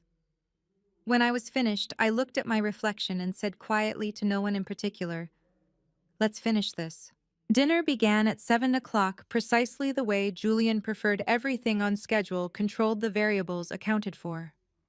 The table was set with the villa's white linen and silver, the Chateau Margaux open, and breathing in its decanter, the rack of lamb resting under attentive foil in the kitchen, while Sandra plated the first course with the focused efficiency of a woman running two timelines simultaneously. I sat at the head of the table. Julian sat at the other end. Mitchell occupied the chair to Julian's right, his leather portfolio on the floor beside him, close enough to reach without standing. Sandra took the remaining seat, crossing her legs at the ankle, arranging her napkin with small, precise movements. "To new beginnings," Julian said, lifting his wine glass. Mitchell raised his. Sandra raised hers. I raised mine and looked at Julian across the length of the table, across the candles, across the crystal, across 6 years of a marriage I now understood had been a long, patient acquisition, and I smiled. "To new beginnings," I said. The first course was a winter squash bisque, smooth and deeply spiced, and for 20 minutes the conversation moved through the careful, pleasant shallows that Julian had always preferred at his dinner tables, a gallery opening in Chelsea, a real estate development in Hudson Yards, the relative merits of various ski resorts. Mitchell was in excellent form, relaxed and expansive. His courtroom warmth turned to its most appealing setting. Sandra contributed precisely calibrated observations at precisely calibrated intervals. I ate, I listened, I responded when addressed with the soft, slightly distracted affect of a woman who was present, but not entirely anchored the performance I had been refining since September. And beneath the table, my left hand was pressed flat against my thigh. Fingers spread wide, feeling the fabric of my dress against my palm, grounding myself in the texture of the real. At 7:42, a knock landed on the front door. It was not a timid knock. It was not the knock of someone uncertain of their welcome. It was 3 measured strikes, deliberate, unhurried, completely assured, and in the silence of the villa, they carried with the clarity of a bell. Julian's head turned toward the door. A small vertical line appeared between his brows. "Who on earth?" he began. "I'll get it," I said, and was on my feet before he could object. I crossed the living room to the front door, and I was aware with every step of 3 sets of eyes tracking me from the dining table. I was aware of the cold seeping through the glass panels flanking the door, and the blue-black darkness beyond them, and the snow that had been falling since 4 o'clock, laying itself silently across the world outside. I opened the door. Eleanor Voss stood on the front step in her olive-green coat, her white hair dusted with snowflakes, her pewter gray eyes absolutely steady. She was holding a small paper bag, a prop we had not discussed, but that I understood immediately, because Eleanor was a woman who understood that a detail can be the difference between a performance and a reality. She looked cold, she looked tired. She looked with complete and total conviction, like a lost elderly woman who had been walking in the snow for longer than was wise. "I'm so sorry to intrude," she said, and her voice carried just the right degree of careful dignity, the voice of someone who is embarrassed to need help but needs it nonetheless. "I'm so sorry to intrude. My car went off the road about half a mile back. I've been walking in the cold and I haven't eaten since this morning. Could I possibly trouble you for something to eat?" I felt my throat tighten with something that was not entirely performance. "Of course," I said and stepped back. "Please come in out of the cold." Eleanor stepped inside, and I closed the door behind her. and I turned to find Julian standing at the edge of the living room, wine glass in hand, his expression arranged in the particular configuration of polite impatience he deployed when unexpected variables appeared in his plans. "Is everything all right?" Julian asked, his eyes moving from Eleanor to me with the quick, dismissive efficiency of a man who has already completed his assessment and found the subject beneath his attention. "Car trouble," I said. "She needs to use a phone." Julian's smile arrived thin-polished, pointed at its edges. He took a single step toward me and lowered his voice to the register he reserved for observations he wanted only me to hear. "Give her some cash and send her on her way, darling. She's tracking snow through the entire entryway." I looked at him for exactly 1 second. Then I turned to the villa's housekeeper, who had appeared silently in the kitchen doorway, and said in my full and carrying voice, "Please set an additional place at the table. Our guest will be joining us for dinner." The housekeeper nodded and disappeared.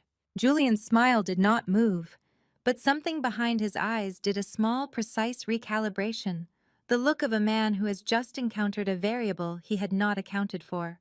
He said nothing. He turned back toward the table, lifting his wineglass, with the unhurried ease of someone declining to acknowledge that he has just been refused. Eleanor caught my eye from across the room. She said nothing either, but the corner of her mouth lifted barely just a fraction, and I understood in that fraction that she had expected exactly this and had already decided what it meant. Eleanor moved into the room with small, careful steps, and I watched Julian watch her. The olive coat, the white hair, the slight stoop she had added to her posture with a skill I found quietly astonishing, and I saw the moment his assessment completed itself.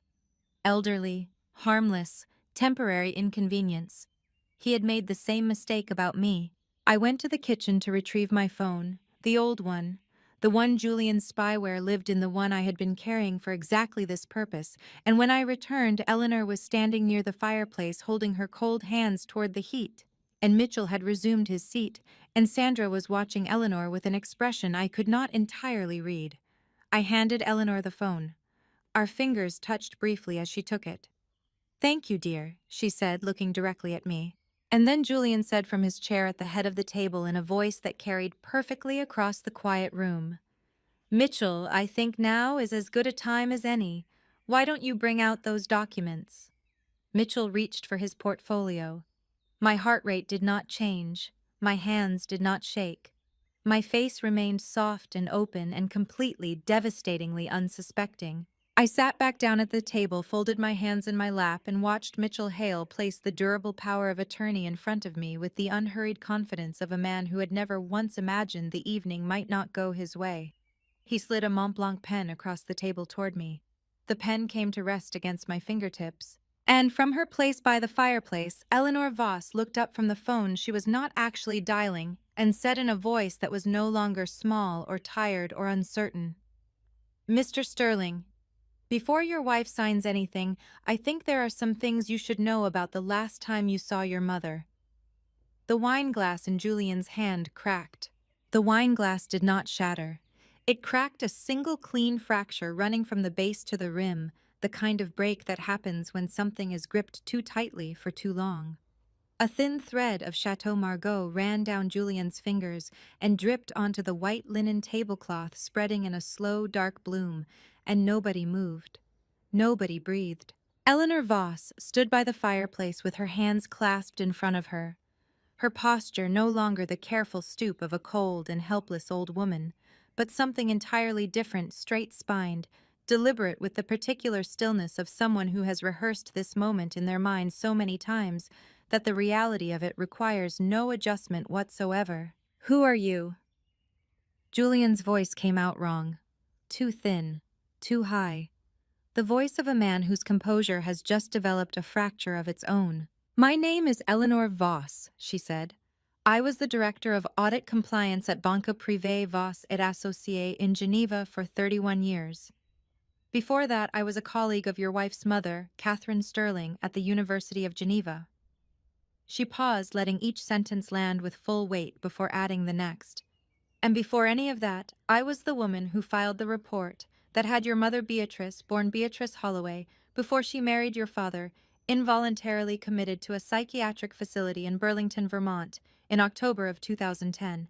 The silence that followed was so complete I could hear the fire crackling behind Eleanor and the wind against the glass and the sound of Mitchell Hale's portfolio zipper catching as his hand tightened involuntarily on the leather.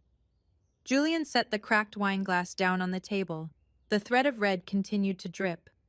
"You have no idea what you're talking about," he said. "I have a great deal of ideas," Eleanor said pleasantly. "Would you like me to continue?" She did not wait for his answer. She went to her grave waiting for an explanation that never came. Moving from the fireplace to the dining table with slow, measured steps, not toward Julian, but to the empty chair at the table's center, which she pulled out and sat in, as though she had been expected all along. She was frightened.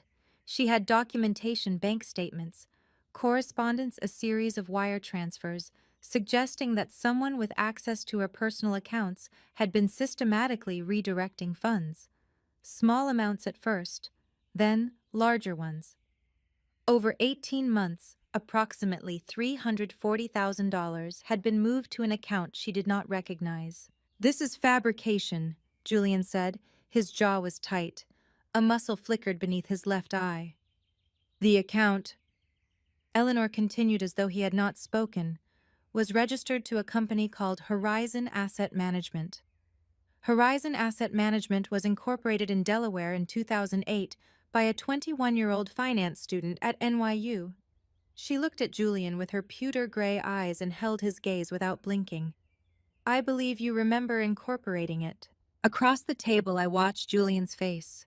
I had been watching it for 6 years, cataloging its expressions, the way I catalog the condition of old paintings, every hairline crack, every area of instability, every place where the surface was at risk of giving way.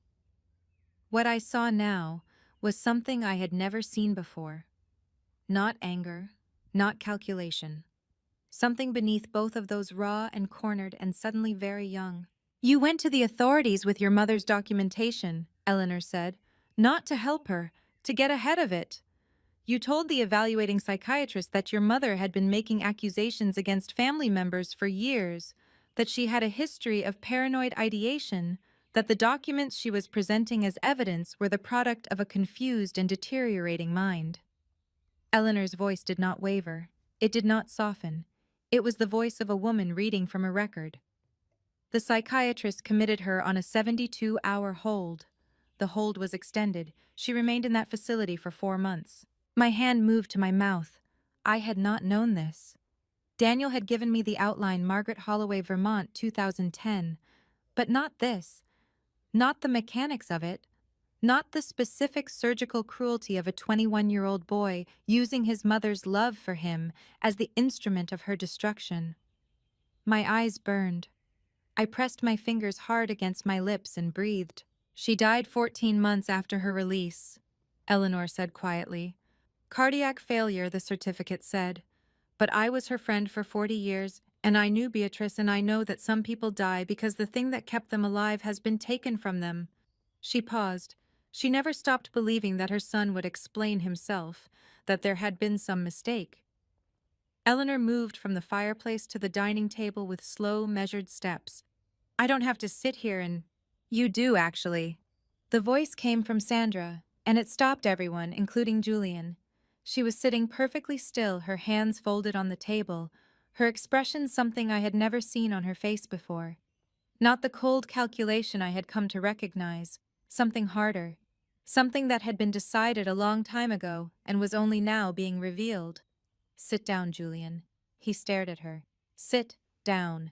He sat, slowly, like a man discovering that the chair beneath him is not the one he thought it was. Sandra reached into her blazer pocket and placed a small USB drive on the table beside the DPOA documents. She slid it toward Mitchell Hale with one finger. "Everything on that drive goes to the FBI tonight," she said, her voice completely flat.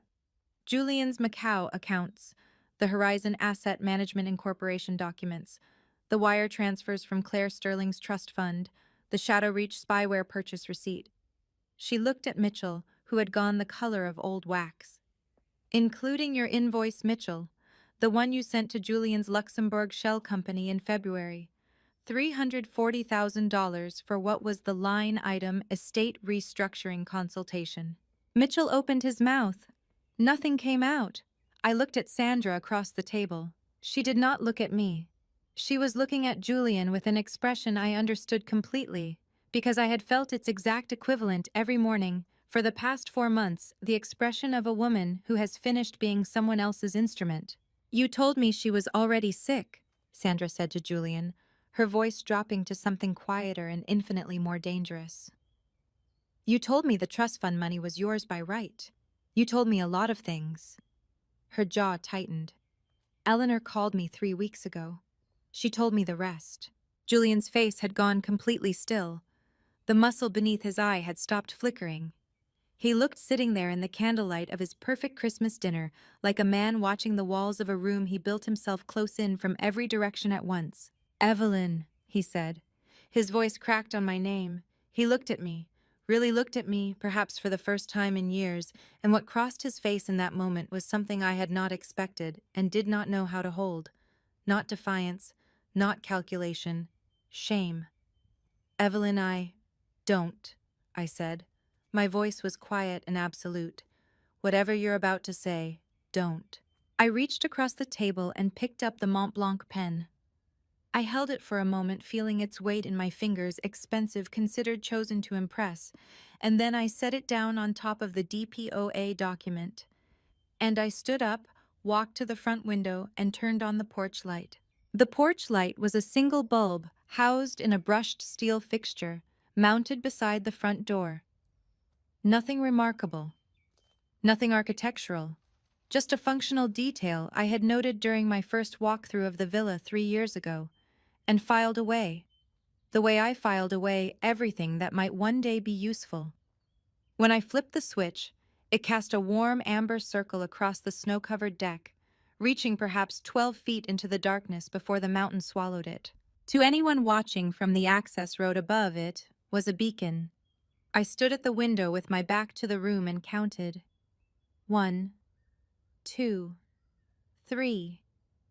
The snow was still falling slow and unhurried, each flake catching the amber light for a fraction of a second before disappearing into the white below. I could hear behind me the particular quality of silence that exists in a room where several people are holding very still. Then Julian spoke. "What did you just do?" I turned around. He was on his feet, both hands flat on the table, the cracked wine glass still leaking its slow thread of red onto the linen. His face had moved past shame now, back into something more familiar, the sharp assessing intelligence that had always been his most dangerous feature, the quality that had allowed him to maintain a performance of decency for 6 years while systematically dismantling everything around him. "Evelyn." His voice was low and controlled and very, very careful. "What did you just do?" "I turned on the porch light," I said. The first sound was tires on the access road muffled by the snow, but unmistakable the particular crunch of vehicles moving with deliberate speed. Then headlights swept across the upper windows 2 sets, and Julian's head turned toward them with the involuntary precision of a man whose survival instincts have just overridden everything else. Mitchell Hale stood up so abruptly his chair scraped backward and struck the wall. His portfolio slid from the table and hit the floor, spilling documents across the stone, the DPOA, the estate transfer forms, the trust restructuring papers, all of it fanning out across the floor like a confession. "Julian." Mitchell's voice was not the rich courtroom-calibrated instrument I had heard all evening. It was thin and cracked at the edges, the voice of a man whose carefully constructed world has just begun to come apart at the seams. "Julian, we need to—" "Shut up, Mitchell." Julian's eyes had not left my face. Sandra had not moved.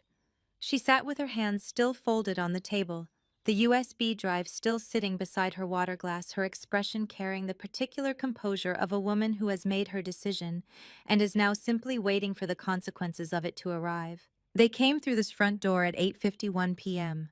Agent Patricia Novak was first 43 years old, compact and precise, in a dark tactical jacket with FBI across the chest in gold letters that caught the firelight.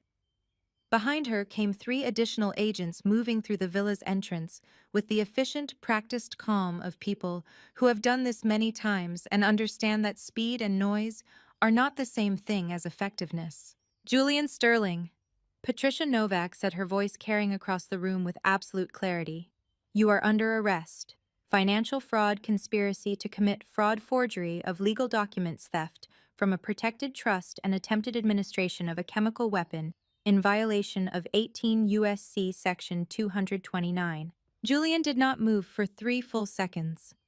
He stood at the table with his hands still flat on the linen, and I watched him in those 3 seconds, watched the calculations running behind his eyes, the rapid involuntary assessment of every possible exit, every conceivable argument, every remaining variable. I had watched him calculate his way through 6 years of our marriage. I knew the exact quality of that stillness. Then his shoulders dropped barely perceptibly, perhaps half an inch, and something went out of him. Not defeat exactly, something more fundamental than that. The exhaustion of a man who has been running a very long race and has just at last stopped. I want my lawyer, he said.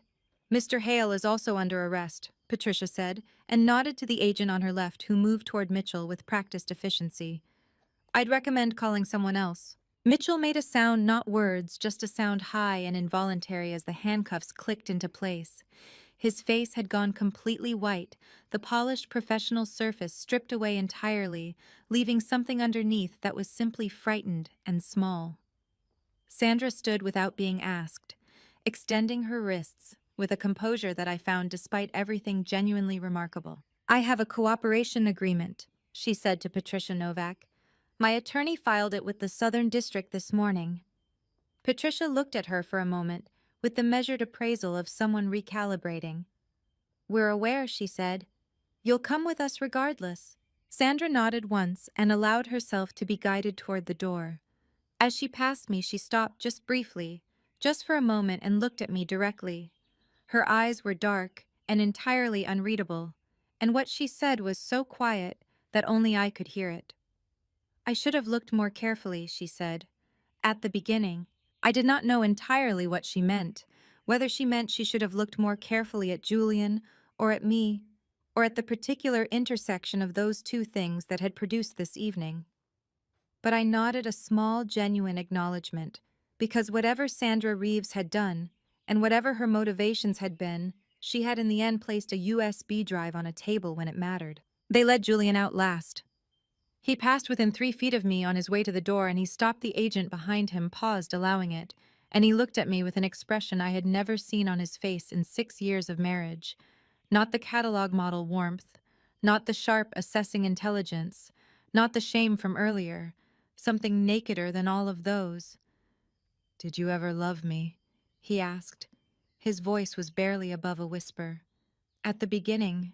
Was any of it real? My throat tightened. My eyes went hot. I had prepared for many things about this evening. The documents, the confrontation. The arrest, Eleanor's revelations. I had not prepared for this question asked in this voice at this moment. Yes, I said. Because it was true.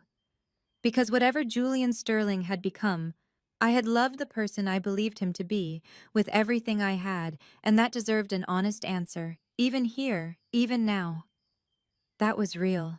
Something moved across his face. It lasted less than a second. Then the agent touched his arm, and Julian Sterling walked through the door of the Aspen Villa and into the amber circle of the porch light and the cold mountain dark, and I stood at the window and watched him go. I did not cry. I had cried enough. What I felt standing there in the firelit quiet with Eleanor Voss at my side, and the snow still falling outside, and the ruins of Christmas dinner on the table behind me, was something I had almost forgotten was possible. Relief. Pure, exhausted, absolute relief. Eleanor placed her hand on my arm, light as paper, warm as anything. It's over, she said softly. I covered her hand with mine. No, I said. It's just beginning. Christmas morning arrived without asking permission, the way mornings do after nights that have rearranged everything. I had not slept. I had sat in the armchair beside the stone fireplace from the time the last FBI vehicle disappeared up the access road until the sky outside the glass walls began its slow, reluctant shift from black to charcoal to the particular shade of pale blue that belongs exclusively to high-altitude dawns, a color so clean and so cold that looking at it felt like pressing your face against something pure. The villa was very quiet. The dinner table still held the remnants of the evening half-empty wine glasses, the decanter with its last inch of Chateau Margaux. Mitchell's documents scattered across the floor where his portfolio had fallen, and no one had thought to gather them. The Mont Blanc pen lay on the tablecloth where I had set it down parallel to the edge, its gold nib catching the first light from the windows with a small, indifferent gleam. I looked at it for a long time. Then I got up, walked to the table, picked up the pen, and dropped it into the kitchen trash. Eleanor had stayed. I had not asked her to. She had simply not left, which I was coming to understand was characteristic of her approach to most situations.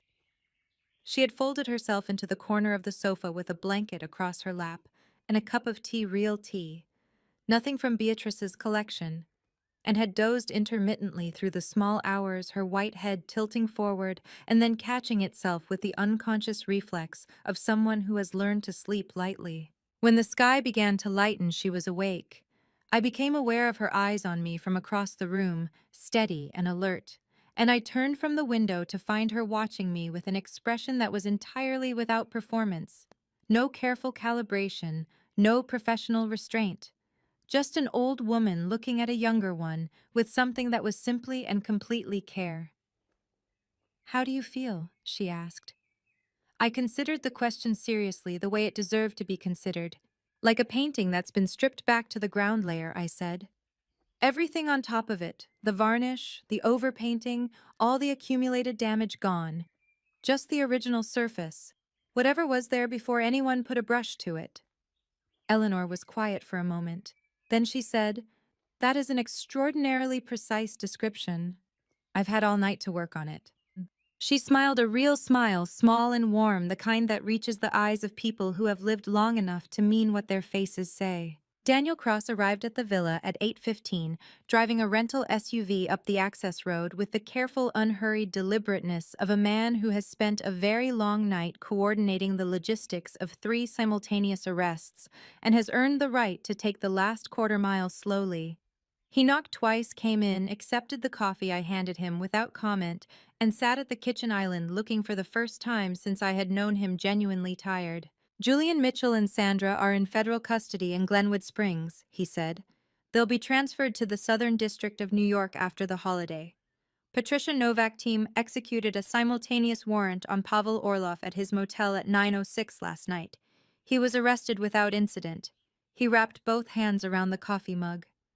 "The aquarium wallet has been flagged for a separate warrant.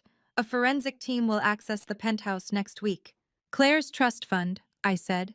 "How quickly can the stolen funds be traced and frozen?" "Patricia's Financial Crimes Unit has already filed for a restraining order on all accounts connected to Julian's shell companies.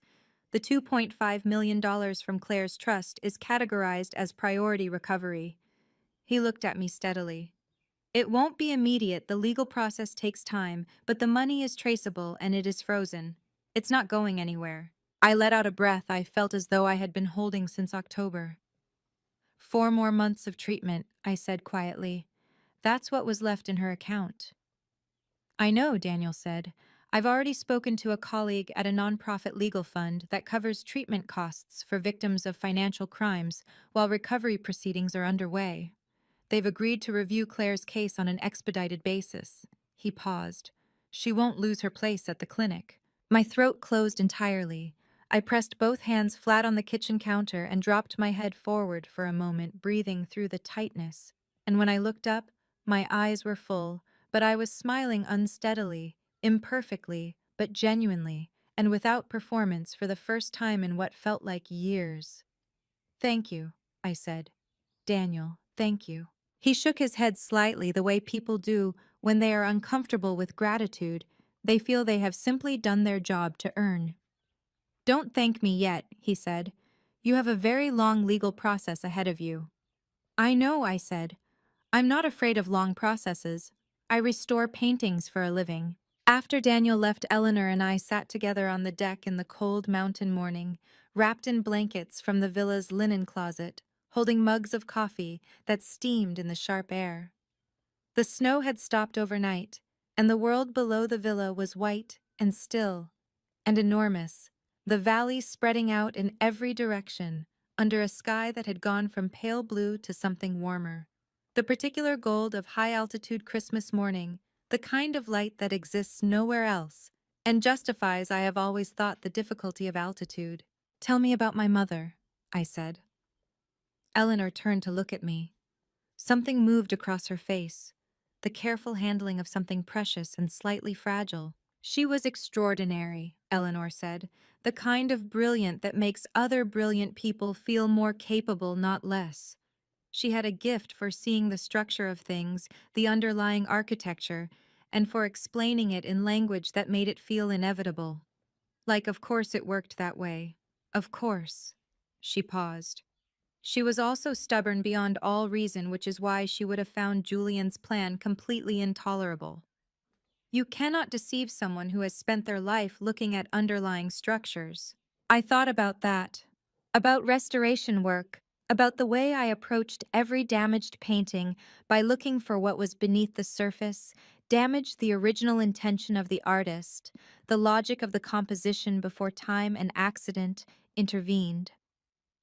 My mother's gift, running in my blood without my ever knowing it. "She would have been proud of you," Eleanor said, simply without elaboration, the way true things are said when they don't need dressing. My eyes filled completely this time. I did not try to stop it. I let the tears come freely there on the deck in the Christmas morning light, and I cried for my mother, whom I had lost too young, and for the years of her friendship with Eleanor that I had never known about, and for the strange circular grace of the fact that her oldest friend had been the one to find me. Eleanor did not offer comfort beyond her presence. She sat beside me in the cold and let me cry, and that was, I discovered, exactly enough. When I was finished, she refilled my coffee without being asked. "What happens now?" I asked. Eleanor looked out at the valley, at the white, enormous world below us, at the gold light moving slowly across the snow. "Now," she said, "you go home and rebuild what is yours." January arrived in Manhattan the way it always does, without sentiment, without ceremony, with the particular brisk efficiency of a month that has no interest in the wreckage left by the one before it. The city had already moved past Christmas, the trees stripped from the sidewalks, the decorations taken down, the brief collective softness of the holiday season packed away for another year. By January 3rd, Midtown looked exactly as it always did, purposeful, indifferent, entirely itself. I found this deeply comforting. The first thing I did when I returned to the penthouse was call a locksmith, then a cybersecurity firm, not Petra's network, a different one, independent, recommended by Patricia Novak office, who spent 2 full days sweeping every device, every system, every camera and sensor in the apartment for remnants of shadow reach and any secondary applications it might have installed. They found 3. They removed all of them with the brisk, unsentimental efficiency of people who do this regularly and have long since stopped being surprised by what husbands install on wives' devices. On the 3rd day, I called the building manager of the Sterling Building on 38th Street and told him I was coming in. The Sterling Building was my grandfather's. Edmund Sterling had built it in 1961 with money he had earned over 30 years as a structural engineer. Not inherited, not borrowed, not leveraged from someone else's labor, but earned deliberately with his hands and his mind. He had designed the lobby himself, a clean mid-century space with terrazzo floors and a brass elevator bank that still ran 64 years later with the smooth, unhurried precision of something built to last. His name was in the cornerstone. I had touched it as a child, tracing the letters with my fingers, understanding even then that a name in stone means something different from a name on paper. Julian had forged my signature on a mortgage against that building, had used my grandfather's name, the weight of it, the history of it as collateral for his Macau debts. I stood in the lobby on the morning of January 7th and pressed my palm flat against the terrazzo wall and breathed, "Mrs. Sterling." The building manager, a careful man named Robert Osei, who had worked the property for 19 years, appeared from his office with a folder, and the expression of someone who has been waiting for this conversation with a mixture of relief and apprehension. I'm glad you're here. There are some things I need to show you. I know, I said. Show me everything. The mortgage documentation took 3 weeks and 2 law firms to begin unwinding. The forged signature had been executed with enough sophistication. Julian had apparently studied samples of my handwriting for months before attempting it, that the initial bank review required handwriting analysis from an independent forensic expert. The expert's report delivered on January 22nd was unambiguous. The signature on the mortgage deed was not mine. It had been produced by someone who had spent considerable time learning to approximate my handwriting, but had not accounted for the particular pressure patterns of my pen grip, which are apparently distinctive to the point of constituting a form of fingerprint. My grandfather's building was in legal terminology encumbered. Unwinding that encumbrance would take months, but the process had begun, and the bank, faced with documentation of fraud and a pending federal criminal case, had agreed to a payment suspension while the courts worked through the recovery proceedings. It was not fast, it was not clean, but it was moving. Patricia Novak called me on January 24th. The Southern District has filed 47 counts against Julian Sterling. She said, her voice carrying the contained satisfaction of someone who has built a case for a very long time and watched it arrive in court exactly as constructed. Financial fraud, conspiracy, forgery, theft from a protected trust fund, and the Section 229 chemical weapons charge for the BZ. Mitchell Hale has entered a guilty plea on 4 counts in exchange for cooperation testimony. His law license has been suspended pending disbarment proceedings. And Sandra? I asked. Her cooperation agreement stands. She'll testify against Julian at trial. Sentencing will depend on the judge, but her attorneys are optimistic about a reduced term.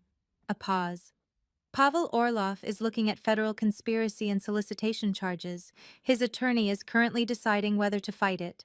I sat with that for a moment. The weight of 47 counts. The architecture of consequence finally assembled around the man who had spent 3 years building the architecture of my dissolution. Thank you, Patricia, I said. Thank yourself, she said. You built this case. We just arrested it. On February 3rd, I flew to Zurich. The clinic where Claire lived was in Kusnacht, on the eastern shore of Lake Zurich, a low, quiet building set among bare winter trees with large windows that looked out over the water. It was the kind of place that costs an extraordinary amount of money to look so completely unassuming. I had called ahead. Claire knew I was coming. But when I walked through the clinic's front entrance and saw her waiting in the reception area, small, 19 years old, with our mother's dark eyes and our father's stubborn jaw and hair that needed cutting, my chest cracked open so completely and so suddenly that I had to stop walking for a moment just to stay upright. She stood up when she saw me. Evie, she said. Her voice was cautious, careful in the way of someone who has learned through long experience that the things she hopes for do not always arrive. I crossed the reception room in 6 steps and put my arms around my sister and held her with everything I had, and she went rigid for just a moment. The reflex of someone who has not been held safely in a long time. And then she folded into me completely, her arms coming around my back, her face pressed against my shoulder, and she cried the way children cry, the way people cry, when they have been waiting for permission and have finally at last received it. I cried too, openly, without any attempt at management or control, my face pressed into her hair, my hands holding her as though something might try to take her if I loosened my grip. I'm sorry, I said against her hair. Claire, I'm so sorry I didn't come sooner. You're here now, she said. Her voice was muffled but fierce, stubbornly, characteristically fierce. You're here now. That's enough. We stood there in the reception of the Kusnacht clinic, while the lake outside the windows lay flat and silver under the February sky, and I held my 19-year-old sister and felt for the first time since this had all begun that the thing I was rebuilding was not a company or a building or a financial portfolio. It was a family, whatever remained of one, whatever we could make from what was left. Eleanor had been right. I had gone home, and I had begun. There is a concept in painting conservation called in-painting, the practice of filling losses. When a canvas has been damaged when time or accident or deliberate harm has removed sections of the original surface, the conservator does not attempt to recreate what was there with false confidence. Instead, she works with what remains. She studies the surrounding brushwork, the color relationships, the logic of the composition, and she fills the losses in a way that is honest, visible under ultraviolet light, distinguishable from the original upon close examination, but integrated enough that from a normal viewing distance the painting reads as whole. The goal is not to pretend the damage never happened.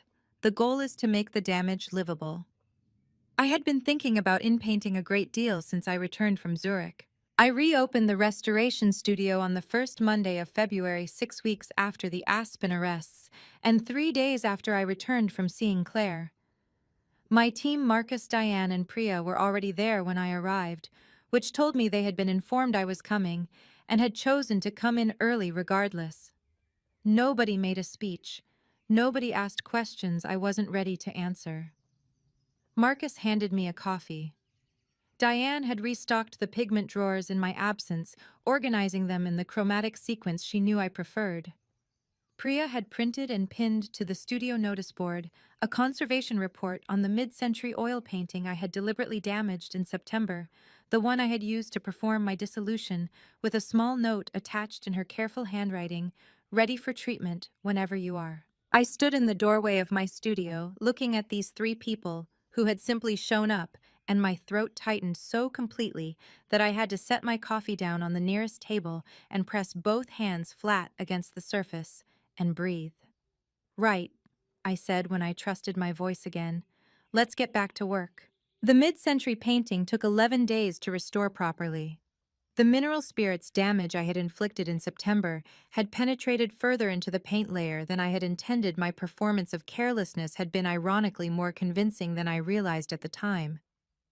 Reintegrating the affected area required careful cleaning, consolidation of lifting paint edges, and finally the in-painting itself, a process I approached with the particular focused attention that I had always found in some fundamental way to be the closest thing I knew to prayer. Each session in the studio was 3 or 4 hours of stillness, of narrowed attention of the world outside the canvas, simply ceasing to exist.